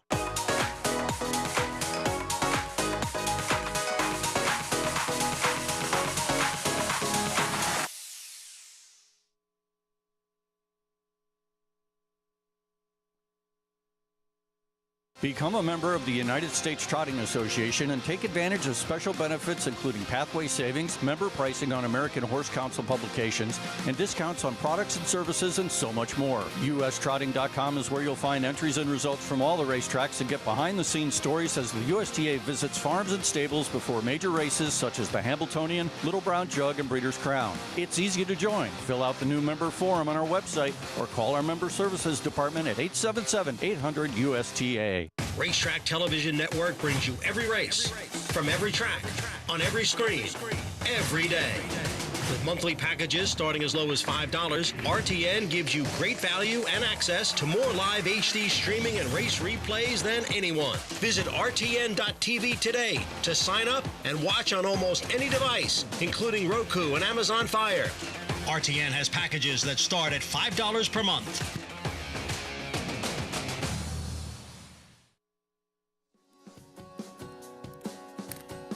Back on our FS2 coverage, Ohio Super Night. What a performance from Tattoo Artist Lewis Roy for Ian Moore. And the rich get richer here. $2.396 million coming into tonight. And Tattoo Artist now takes another big crown here. Yeah. $260,000 purse. Added to it and made it look easy with that separation at the top of the stretch. Came first over, and the fractions did not matter. That second quarter breather, though, made a big difference for this horse. The Backstreet Shadow, that effort. That was a nice effort coming from off the pace for this horse as well. Getting back into form against this kind of group. It was a step up. Beach Glass, too. This is the first start back really for him since November. We're going to see better from him to come. I would think tighter for that effort, especially going out and setting the fractions as well. I don't think we thought that the horse was going to leave as quickly as he did go out and set the pace. So Tattoo Artist, even money here in this Jim Ewart Memorial. Charlie May Beach Glass. I know great stories with both these two, but they both had different things, but big things to overcome. Yeah, they both did. And you know what? When you look at these horses in general, and you just look at the night in general, regardless of their performances, it was a great night just for racing in Ohio, a great night for the locals, a great night for the community to come out, and a great night for the sport. And you cannot beat that when you have that happen. Incommunicado, too, back in that Charlie Hill. What'd you make of that performance? I thought that was a really nice performance, considering that it was the first Grand Circuit event for this horse, and to be able to step up and to run against these, it was a big effort. Good things to come. And Svanstedt, he's loaded. Let's go to Jessica for more on this big one we just witnessed in the Jim Ewart. Tattoo Artist takes the Jim Ewart Memorial in 1:48-2, standing by with winning driver and winning trainer. We'll start with you, Louie. You're undefeated on this guy. He must be so much fun to drive. Oh yeah, definitely. He's such a classy horse. In the post parade, he's not he's quiet. He's not excited for no reason. You just turn him from the gate. He picks the bit by himself. He knows his job, and he's just waiting for you to ask him whenever you need him. You know, the last couple of months I've said if you know one thing about harness racing, you know Tattoo Artist has plenty of gate speed. But since you sat behind him, you've really taken him off the gate. He's come from second over the last 2 starts there in Canada. Tonight you opted to go first over. I mean, that first quarter was blazing. Yannick was able to get a breather on the front end, but your colt just looked so strong the last 3/4 of a mile. Yeah, what was going through my mind, I didn't want to get too far. And I know he can do whatever. He's been known before to be able to win races on the front, and he's right now. Dr. Moore has him so good that I feel like he can do whatever. So I got him close, and I just needed, in my opinion, the other good horse, the other best horse in their beige class to get a little bit of a sting, And when I saw the 25 and 4 at the quarter, I said, well, you know what? I think we might be able to take our time, but I was forced to go first up pretty early there out of the first turn. I just sat on him, and he just drove me around. It's all the credit to the horses and the team. He's very sharp right now. Congratulations. Thank you. We'll bring in Dr. Ian Moore. 2 winners on the night tonight, Doc. Congratulations on that. Let's talk about Tattoo Artist. You started his career. He's been such a phenomenal horse throughout his career. And every interview I listen to, you just say how much you love him. I mean, how can you not with the way he's been racing? Yeah, for sure. You asked Louis if he was fun to drive. Well, he's fun to train, too. And he has been almost from the get-go. He's a little difficult when we first broke him as a yearling, but then as a 2-year-old, he got to be a really classy animal and has continued that throughout his whole life. I know they added the LASIX program earlier on in the season, I think before the series at Yonkers ended, and now we've seen versatility worked into this colt later on in his career. Like I had mentioned to him, second over the last couple of starts, first over tonight. He just powerhouse past those horses. Yeah, I was surprised actually because that's probably his best race that he's gone first up for sure. And that's 3 weeks in a row for him, so I'm probably going to give him a week off now and maybe go to Dayton, I think, in 2 weeks' time with him. And I want to go back earlier on the night tonight. You had a nice colt out of Panda Rosa. He was powerful on the front end as well. Yeah, he's been a really nice colt, a very pleasant surprise for 5 of us own him, and I train him as well. And he's been a very pleasant surprise. And Panderosa, he's got to be 28 years old now. I mean, he was good to me with Shadow Play back in 2008 when he won the jug down here. So I love racing in Ohio, and we're really pleased how the night went tonight for sure. We're glad you could make it with us tonight. Congratulations, and best of luck the rest of the season. Thank you very much. There you have it. Tattoo Artist takes the Jim Ewart Memorial in 148-2. We'll send it back to you guys at the desk.